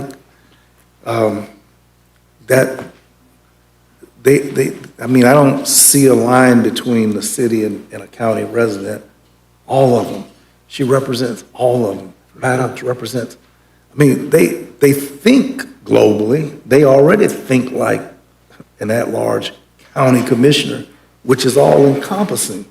The logistics of their processing is a little unique, a little more than us, but they are already cognating at that level of being consolidated at large, period. I want to say that when you think about disposition, the city is really never thinking inclusive of us about things. The city, we represent all the people, we pay taxes, but the city is taking upon themselves to get rid of a hospital and give it away. And what we're looking at is a consolidation that's in front of us right now. It's the consolidation of Florida State and your community hospital. If that ain't consolidation, merger, some other names, amalgamation, whatever other thing you want to say, that's what's occurring. So we see a miniature occurrence, and while we say that, it's going to be tough and a lot of details and grad day, how we figure this, well, how do you figure to get a teaching medical school with a hospital? But guess what? People are laboring to work those details out. And I think that we're advantaged with two universities. We got number one HBCU, we got a top 25 public university, we got Tallahassee State. The brain power is here to labor. The institute that we're working with, good gracious, Moore Public Policy Institute, our political science, public administration, these assets are not found anyplace. If there's a community that could labor through a thought process, it's Tallahassee. Supreme Court, legislature, got number one county commission in the state. Hell, what can't we do with these assets? Then I think that when we think through how the city thinks, the cities don't think about us. They go up 22% on 5 services targeted against the people in the county. It's not us versus them, it's them versus us. The Capital City Country Club, they thought it was okay to overlook us. We have not had one word, we've not seen one sheet of paper on the hospital, the fire, They just annex things indiscriminately as they choose. It's arbitrary, it's capricious, and we're always backing up. Now, I've said earlier tonight that, that with respect to the USA line, there's no speculation in my mind that race is a factor. It simply is. The Voting Rights Act used to be a component that we thought of, representation. And I remember while tonight, even hearing the former mayor talk about efficiency, could you imagine that word is only floats to the top because for years and years before Maddox and Cummings were sitting here, that's not what anybody thought about first. The first checkoff was representation. And what format of government would all of the community be represented in? And the two of them, not me, I'm a single-member district with a majority black population base, single member, come out of the courts, boom, boom, boom, boom. But the anomaly to the court order 5-2, the anomaly is her and him. She said, Mrs. Johnson said, that was not possible. That's why the lawsuit was filed for the Voting Rights Act of '65, which in spirit sought the inclusion of citizens' voices in a democracy. But still, if you looked at Malloy, at-large commissioner, Akeem, I think Akyami was at-large commissioner. Anybody white been an at-large commissioner lately? Not in this? Marion Lindley. Marion Lindley. So, but just counting the numbers of this century, we've had 3 black at-large commissioners in Marion Lindley. It almost, to be honest about it, intellectually honest, you could say, do we even need single-member district, or we let the, the county? But if all of the county was to vote and we didn't have single-member district, that means that the great Northeast would hire everybody because there's more people there up there voting. So in order for me to get in the map, get at the table, you single member and do what we've got, for him to get there, because if you're not from up there, you have 7 commissioners from the Northeast. And it's interesting that that when we see Richardson and you see Williams-Cox over the city, that, y'all, is a long way from my boyhood of growing up in Tallahassee and not seeing that inclusive representation. So tonight, we're not even bothered or riddled by the potential representation. Are we knocking black folk out from the table? That ain't even come up. She said, first black woman mayor said, we're talking about efficiencies. Everybody up here is talking about the efficiency issue, the cost. You want to pay one government or 2? How many you want to pay? And no one has said anything about race. That right there, Vince Long, signals how far and how upward our community has moved over the years. And I'm very proud to make this analysis, very proud of, and that we're really only talking about efficiencies and nothing else, as I see it. And then finally, commissioners, I say tonight that to give our community, hold on, I'm sorry. Let me reshape that. To not give, to withhold a decision by the citizens of our community, the choice to think through what they would like to see, is a condescending idea by us to say that people are not sharp, smart enough to get it. And we're not going to do this because they don't have enough information, they're just confused. Again, I remind us that we're in the United States of America, 3,036 counties. We have the 12th most best educated community in the United States. And I dare not believe that we should be arrogant enough among ourselves in condescending against one of the sharpest communities of people in the United States. And I'm willing to trust their judgment. I am willing to not deny them a voice as well as a choice in what the 21st century unfolds as a representative government of the people, by the people, and for the people.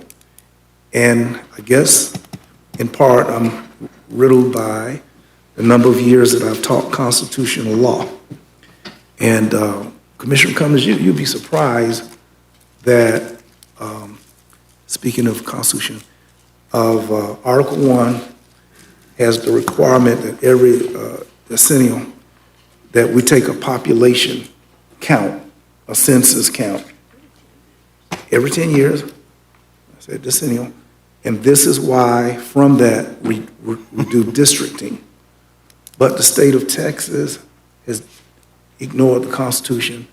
The state of Florida next month is going to ignore the U.S. Constitution. And there's not been any no census taken from which redistricting is based and would be based on the formation of population, okay? So we're looking at odd times in which democracy is whistling and marching to a beat, Mr. Chairman, that is not following the Constitution. You know, I don't mind saying publicly that House Seat 2 is one that Commissioner Maddox had the Lawson seat remain intact. It's one I damn well believe Bill Proctor would have been competitive as a candidate for U.S. House. Damn well. Yet, through the changing face and forces of democracy, the seat was taken without a census. Some other seats are going to get taken in this session without following U.S. Constitution. And I believe that we owe the people every opportunity to vote, to decide, and let us not belittle them to think that we know it all, but they can't, and they don't. Thank you, Chairman. Thank you, Commissioner Proctor. Commissioners, listen, we're going to do another round of debate on this. Listen, I'm going to cap it at 5 minutes per commissioner, second round of debate. All right, it's 10 o'clock at night. Yeah, you give me 30 seconds. Yeah, Commissioner Welch, go. Okay, quick question. So it sounds like there's not a lot of support for the non-binding referendum, which I think in actuality would be us being very deliberate. It'd be more deliberate than doing the Consolidation Study Commission, which sounds like what Commissioner Maddox would be needing, and I think all of us would need to move forward. So let's say in effect, if we voted for the public, the referendum, that would be on the 26th ballot. Let's say it gets 55% support. Then, Mr. Administrator, would that then kick off the study commission at that point? Then we would go into the formulation of setting a defined period and creating specifics? The next steps would be entirely up to you. Okay. So I would assume that would be the next step. Then let's say this, if we go with, is there any way to make the non-binding referendum more informative than 75 words? In other words, No. we can't build a structure and say, hey, the structure's at this link. No. Okay, well, that's my questions then. I think that if you want to be very deliberate about it, the non-binding resolution is that step. You wouldn't be putting this on the ballot till 2028 at that pace, and you would have a little more information from the community, so I can support that. They could very well 70-30 against it, right? And then you would know it'd be done. So I think that best case scenario, you're looking at a 3-year horizon before this is on a ballot. So I'll support Commissioner Proctor's motion just to be as deliberate as we got to be to further the conversation. Thank you, Commissioner Welch. Commissioner Cummings. Thank you, Mr. Chair, and I think Commissioner Welch probably just hit on my concern, Mr. County Administrator, County Attorney, is if we vote to have this non-binding referendum, then it's an incumbent upon us to have, I guess, any type of campaign or media, anything. We can't do that, just the referendum. Yes, the right question. Yeah. So, under section 106.113, entitled Expenditures by Local Governments. It prohibits any local government or person acting on behalf of local government from expending or authorizing the expenditure of, and a person or group may not accept public funds for political advertisement or any other communication sent to electors concerning an issue, referendum, or amendment, including any state question that is subject to a vote of the electors. Okay. There are some exceptions here, but what that effectively means is this committee could not spend money to advocate or try to kill something that goes on the ballot. This Point of board. reference, Mr. Chairman. That's correct. No public funds can be expended for that purpose. And you would draft the language and bring it back. You said how that would work. Once this board, if this board decided to move forward with a straw ballot, once you decide what that ballot language is, you cannot expend any public funds as a body to advocate for or against that measure. Okay. Now, there are some things you can do. This subsection does not preclude a local government or a person acting on behalf of local government from reporting on official actions of the local government's governing body in an accurate, fair, and impartial manner, posting factual information on a government website or in printed materials, hosting and providing, and I'm going to insert a word here, factual information at a public forum, providing factual information in response to an inquiry, or providing information as otherwise authorized or required by law. But all of a sudden, you have guardrails on in terms of what you can and cannot do once you put something on the ballot. Yeah. Thank you, Madam Attorney. You have on point, you said? Are you good? The CSC, how did the CSC relate to the language you just cited?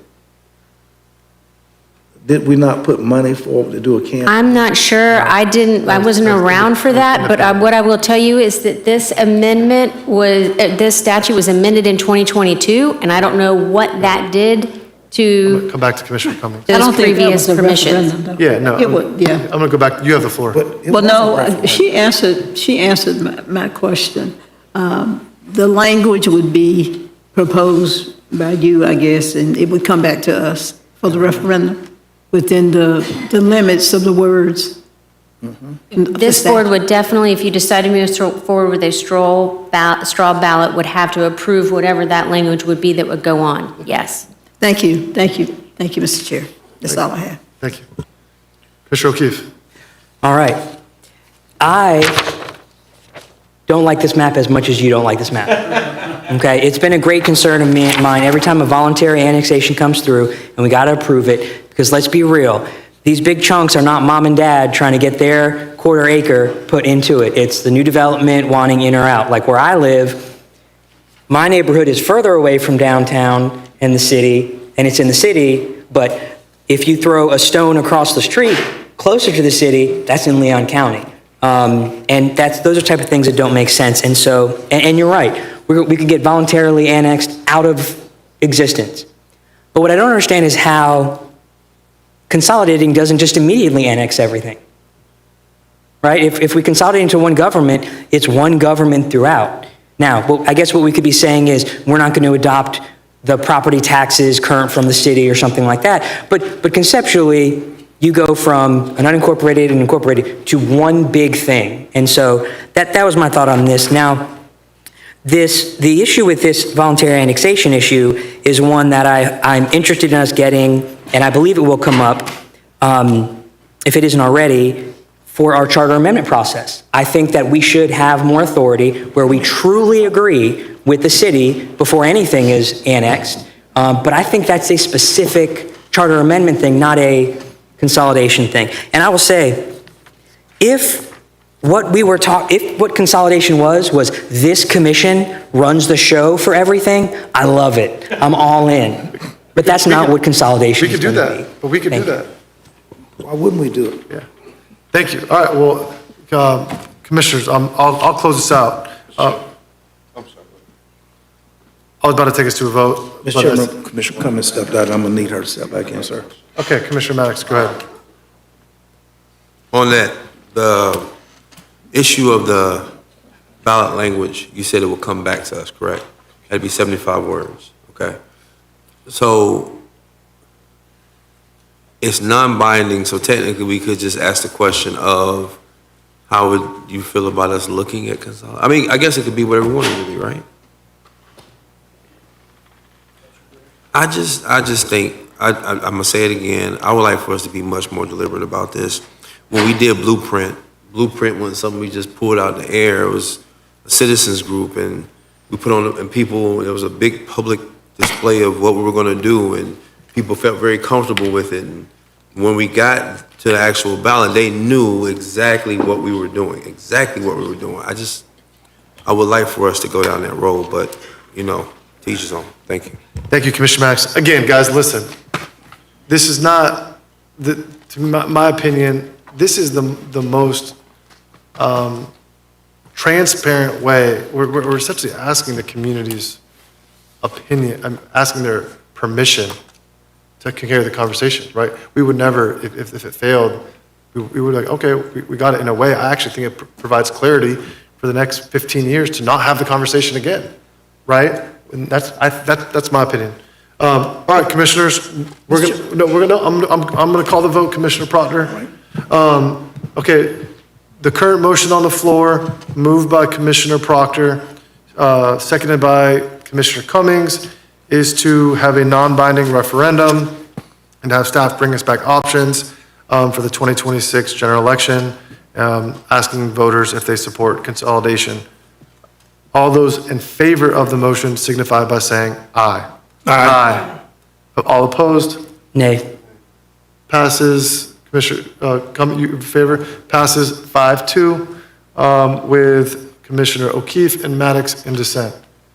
Commissioners, great conversation. I love that we can have debates like that and everyone get along. All right, let's bust out 3 more items. Let's do this quickly. I move staff recommendation. Okay, Mr. County Administrator. You got it. The item number 20 before you is related to the appointment of commissioners to the canvassing board, again pursuant to Florida statutes. The item requests the board appointment of 1 eligible commissioner to serve as a substitute member of the canvassing board. Also recommends that the chairman appoint an eligible commissioner to serve as the alternate member. The eligible commissioners are provided there before you, and Mr. Chairman, I'll hand it back to you to facilitate the vote. Mr. Chairman, I move Commissioner Maddox. He's seasoned, experienced, and does an excellent job canvassing. I second. Cool, real quick, guys, let's do this all in one motion. For my chairman appointment, I'll appoint Commissioner Welch. So can you include that in your motion? Yes, sir. Okay, we have room for one more, right? Yes. Okay, will you nominate someone else, include it? Whoever, what's the other name? Just need to. Well, Yeah, we only need 2. You only need 2? Oh, okay, so we got Welch and who? minor. Yes. Minor? Maddox. Maddox, gotcha, I'm sorry. 10 o'clock at night, I'm hearing these M's. Okay, Commissioner Maddox? Okay. Yes, ma'am. So that means, Mr. Chairman? Just like statutorily, I think you're required to be on the canvassing board. So you would have to appoint a sitting member, which would be like your substitute. The language is weird, right? And then the alternate would be the 3rd one in line. So you'd be 1, I'd be 2, Maddox would be 3. So that means I need to do one more. No, that just does, but you would be the sitting board member on the canvassing board. So if you didn't want to be on the canvassing board, I don't know how that would work. So the default sitting member is the chairman. If for some reason the chair cannot serve, it says the 3 criteria, cannot serve, whatever that means, maybe scheduling conflicts, whatever. You are up for election and you have opposition, you would be disqualified.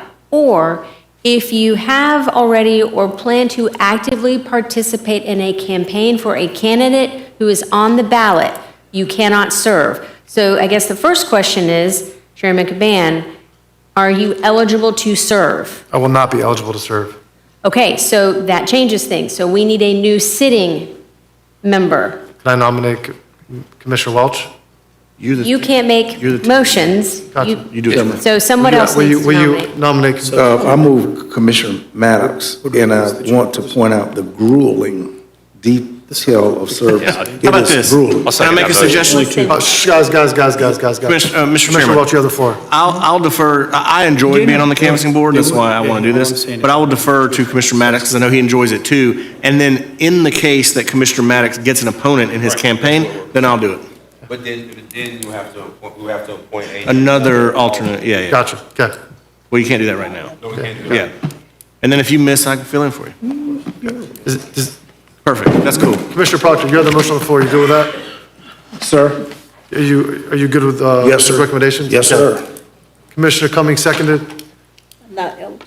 No, you just seconded his motion. You seconded the motion. Oh, I second it here. Everyone, Madam Attorney, got that? Cool. All those in favor of the motion on the floor signify by saying aye. Aye. Any opposed? Passes unanimously.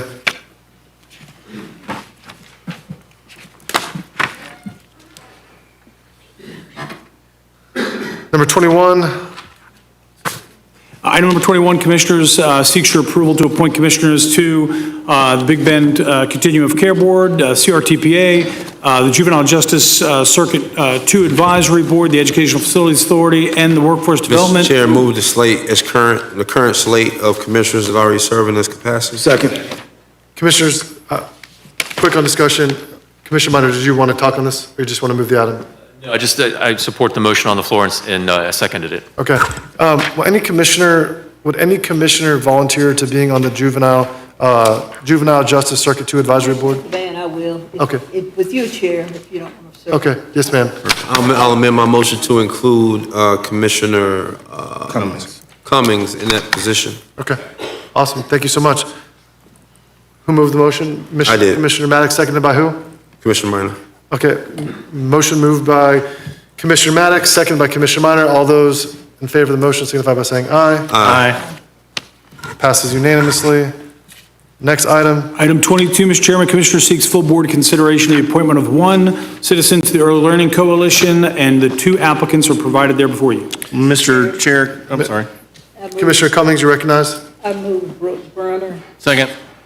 Okay, we have a nomination by Commissioner Cummings, seconded by Commissioner Welch.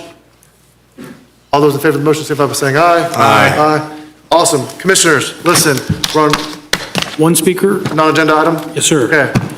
Oh, wow, you've been here for 7 hours. God bless you. I am impressed. Jennifer Dom.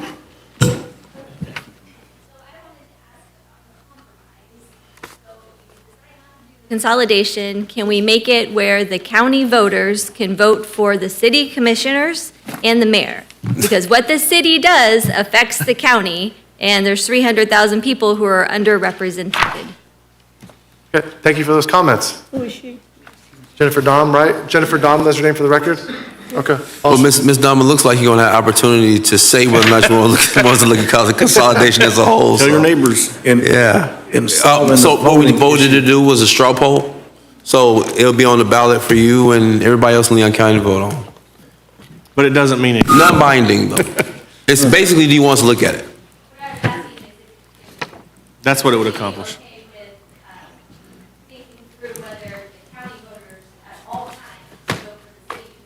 Oh, that's not possible. No. It's not It's possible. illegal. All right, Commissioners, Mr. County Administrator, any business to discuss? Thank you, Mr. Chair. Just very, very quickly, I know how Very quick. late it's been. You will not meet again until we Next year. are hosting, as we like to say, until after we host the Worlds. And so I just wanted to ask Carrie to come up and provide 2 minutes of just a plug for you. 2 minutes, Carrie.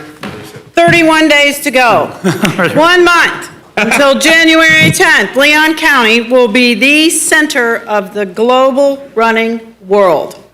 As of today, we're expecting elite teams of athletes from 65 countries. These aren't just participants. These are the best runners in the world. Yes, and you guys are now getting some world swag bags, yes, coming your way. Stuff we all get. Yes, exactly. Course modifications are underway now. Temporary buildings are being erected. Yeah, bro. There is going to be challenge areas are a tribute to both Tallahassee and Florida. Their runners are going to be running through a 100-foot replica of the historic Capitol building. Running through it. There's going to be roller coaster hills, mud, water, sand, alligator logs. There are 5 world championship races. And this event isn't just for the elites. We want the whole community involved. So like I said, we've got, this is the actual medal. Okay. For the world champions. This here. I had to do a little show and tell. Did you give us one? And then you will get one. Thank you. You're going to run the course? And also, like I said, it's not just for elites. We want the whole community involved and coming to the community fun run. This is the community fun run medals. Again, still weighty, still nice. Bottom line is, this is a historic moment for Leon County. Truly historic moment. We are stepping onto the world stage. So again, I mean, this was, I'm just being really brief here. I could go on so much more, but I know in the sake of time, I'm going to show you just a super quick video, super quick. How long is it going to be? I think it's less than 30 seconds. Less than Oh, 30 okay. seconds. You waited all day. We got guys this also right here. have information forthcoming about some of the other events that are all surrounding with World. So you have more information coming your way. So now, And we're off and racing the final event here.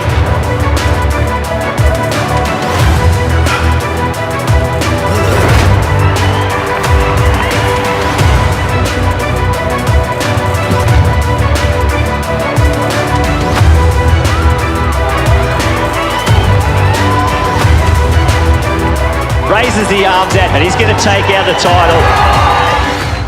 But Dan, you can outrun all of them. thank you so much. Vince, I Vince, I thought I saw you up there, man. Oh, yeah, it was a very brief moment there. But Commissioners, obviously, a very big deal. You'll be receiving more information. Thank you, Mr. Chairman. Thank you, Mr. County Administrator. Madam Attorney? Nothing, thank you.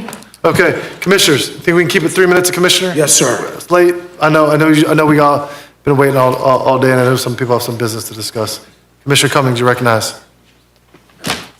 Thank you, Mr. Chair. I just have a couple items. The NAACP, in conjunction with COCO, is having a mural dedication this Saturday, and I'd like to ask a proclamation for the organization as well as one of its civil rights warriors, Reverend A.J. Richardson, to be presented at that function. Do you want to present it? I'll be out of town. Okay. I think we could designate maybe somebody to present it. I'll prepare it, though. Cool. I'll make sure it's prepared. And also, Mr. Wesley Sheffield. We're going to vote on that. Let's vote on that. Motion. Oh, that's right. Yeah, motion for a Sorry. proclamation, seconded by Commissioner Maddox. All those in favor, signify by saying aye. Aye. And I'd like to request one more proclamation for Mr. Wesley Sheffield, who's associated with that Sheffield Body Shop on 4th Avenue for years and years, but he's turning 93. Whoa. And he's having a birthday celebration next Sunday, and I'd like to present a proclamation at that celebration as well. So I move for the proclamation. Proclamation requested by Commissioner Cummings, seconded by Commissioner Minor. All those in favor, signify by saying aye. Aye. And then finally, I just want to thank you for a great meeting. I thank county administrator and all this staff and our county attorney for the remarkable work that they do, and want to wish everybody a Merry. Here's the Tallahassee Democrat. Chuck Goodhart passed away in a car crash. He's a former park manager at the city of Tallahassee, known for his outstanding work on the city's trails. One of his friends on Facebook said he made Tallahassee a truly running-friendly town. And also wishing Megan, his daughter, a full and speedy recovery from the crash. And then finally, Bob Lotane, who's a community activist and communications consultant, former candidate for the Tallahassee City Commission. Leon County is a great place to live, primarily because of its people. And we lost 3 outstanding ones recently. I just wanted to take a moment to acknowledge them. And our condolences to their friends and family. On a more upbeat note, you all have heard me talk about the Mardi Gras route between New Orleans and Mobile, Alabama. Runs twice daily for passenger rail. I participated virtually at the Southern Rail Commission meeting last Friday, and we got news about just how successful it's been. One of the officials there has called it one of the most successful retail rail launches in Amtrak history. They've got 46,000 rides in the last 4 months since it opened. That's about 458 passengers a day. And the customers that ride this Mardi Gras route line have a 96% customer satisfaction rating. So why is all this important? This tells us that a new passenger rail line that opened just west of us, outside the state of Florida, is doing extremely well. And this is good information as we go to the legislature and asking them to have us join the Southern Rail Commission and try to get passenger rail restored throughout North Florida. Number 3, I know Artie's probably at his desk working on the agenda item for tomorrow. Is he here? I heard a rumor that it's his birthday today. Is it your birthday? Happy birthday, Mr. White. Hey! And then finally, I just want to wish everybody a great holiday. Merry Christmas, Happy Hanukkah, and Happy Kwanzaa. Thank you, Mr. Chairman. Thank you for the sentiment. Thank you for a great meeting, Commissioner Minor. Mr. Vice Chair. Thank you, Mr. Chair. I want to second all the happy holidays to everybody, and I'm asking for 4 proclamations. One is to recognize Bella Bella's 25th anniversary coming up in July, to be presented here with their food catering the meeting. Second. Everyone got the motion? Proclamation request by Commissioner, Mr. Vice Chair, seconded by Commissioner Minor. All those in favor signify by saying aye. Aye. It's harder to say that after 10 o'clock. I've noticed really quickly. Second, in January 28th will be 40 years since the Challenger disaster, and so I'd like a proclamation recognize that mark to be presented at the Challenger Learning Center. Second. Proclamation requested by Mr. Vice Chair, seconded by Commissioner Minor. All those in favor signify by saying aye. Aye. Thirdly, the Shady Grove Voices of Victory recorded an album that was recently considered for a Grammy, and so I'd like to recognize them with a proclamation. Who is it again? The Shady Grove Primitive Baptist Church Voices of Victory, out at the chairs. Which one, number 1 or 2? Number 1. Number 1, okay. Proclamation requested by Commissioner O'Keefe, seconded by Commissioner Cummings. All those in favor signify by saying aye. Aye. And finally, to be presented at their event to recognize 2026 Certified Registered Nurse Anesthetist Week, January 18th through 24th. Requesting a proclamation. Proclamation requested by Commissioner O'Keefe. Is it seconded? Second. Seconded by Commissioner Proctor. All those in favor signify by saying aye. Aye. Great job. Have a good night. Thank you, Mr. Vice Chairman. Commissioner Welch. Thank you, Mr. Chairman. Just wanted to say, great job, Carrie and staff on World Cross Country. That's going to be before we meet again, so I was going to bring that up. She told me during the break that they have tickets purchased from 49 of the 50 states. So if you know anybody in Nebraska who's into cross country, please reach out to them so we can fill up the calendar there. And then, I don't know, I might be stealing your thunder here, Mr. Chairman, but FSU Soccer won their 5th national championship, I think, last night, and it was exciting. I tuned in the 85th minute, and they won in the 87th minute, so it was really did it, man. well timed, man. I showed up and started watching, and boom, they got their goal. So, Proclamation requested by the immediate past chairman. Seconded by Commissioner Proctor. All those in favor signify by saying aye. Aye. That was for the soccer team. Yes, sir, 5th national championship. It's a dynasty. FSU's a football school. And that's all I got, Mr. Chairman. Awesome. Commissioner Maddox.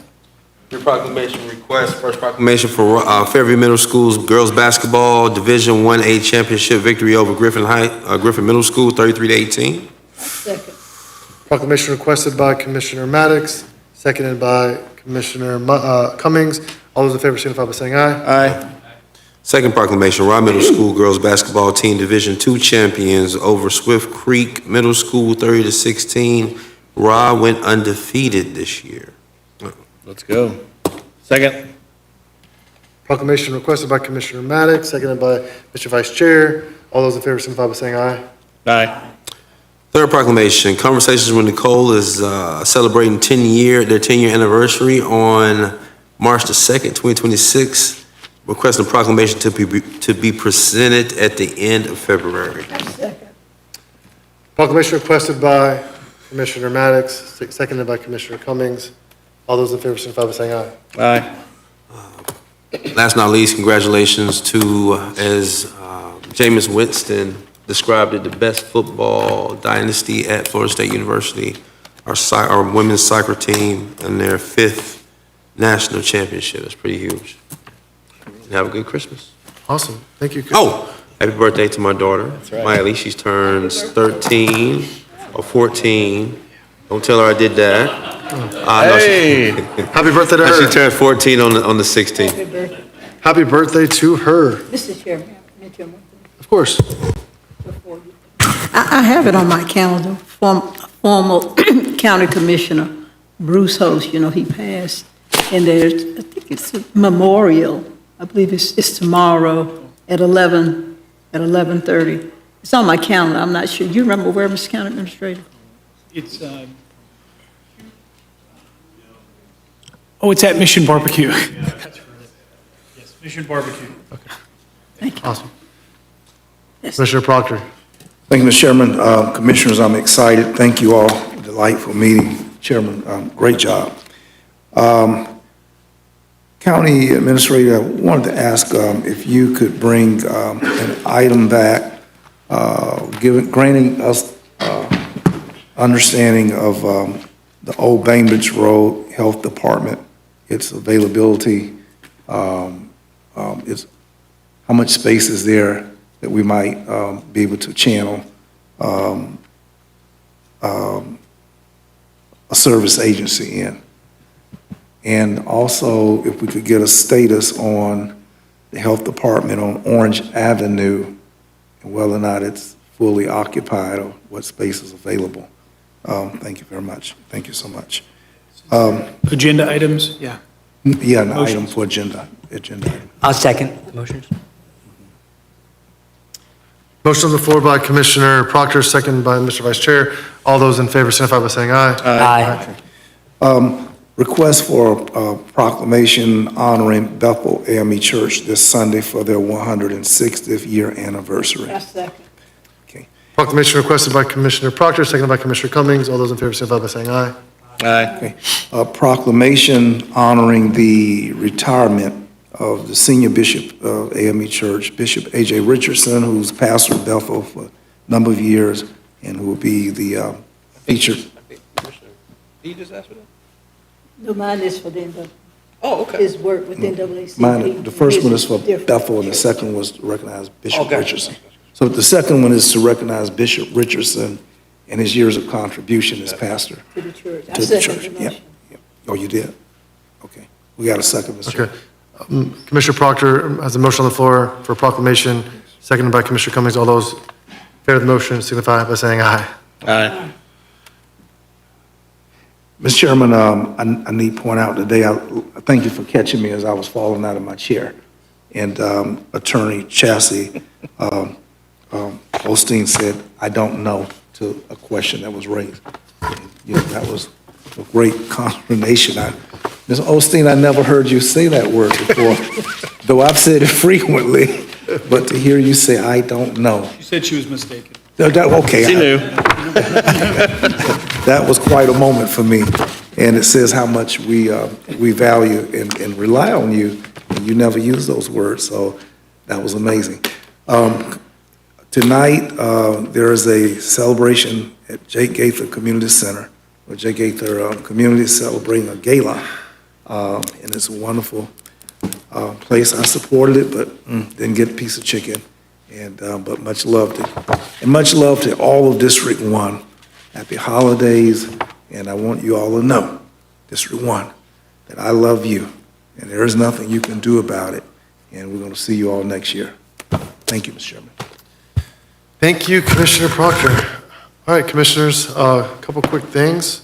First, okay, will someone request a proclamation for FSU's 175th birthday? So move.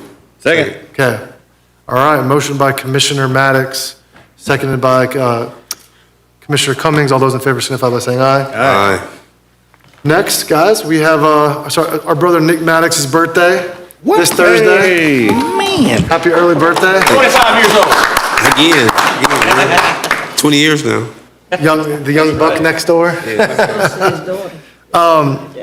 Commissioners, a couple things. One, I did notice, I'm guilty of it too. We had a ton of proclamations tonight amongst this board. So I'm going to encourage you all, to do those proclamations sometimes at the event or wherever it's special to those receiving the proclamations. I worked with the county administrator. I think you saw the first agenda came out. We had like 6 proclamations, and think of the time right now. And so we just kind of worked on to scaling it back a little bit so we had time for business. What I would like to do is, I like it when we have time to debate items, especially when we have, whether it be the controversial or stuff that I know is important to other commissioners. And so I just encourage you all, if you can, to work with staff to do the proclamation wherever you choose. And if it is important to you to do it in the chambers, just let us know and we'll make sure it's on the agenda. But if it's not that important, right, I know sometimes, like I've done a proclamation at this event or this event, let's continue to try to do that so that way we have adequate time to handle business. But I do know it's a little bit more formal to do it here, so just let us know. Next, guys, I hope everyone has a wonderful holiday break. It's the best time of year. Everyone gets to recharge and relax a little bit. And think about all the items we just discussed in this meeting. And everyone's in a good mood. Everyone's happy. I think everyone got a little bit what they wanted tonight. And I think that's the way it's supposed to be. Mr. Chairman. So, nope, you're not recognized, Commissioner Proctor. We're about to adjourn. JaVale is smiling. I don't know what she's taking us. She's just smiling. It's her boss's birthday Thursday. It's 10:30, she's smiling. Commissioner O'Keefe, you got to say something? I just want to wish you your first Merry Christmas as a father. Oh, thank you so much, yeah. I'm ready to get out of here. God, I'm on baby duty in the morning. All right, commissioners, we stand adjourned. I think it's like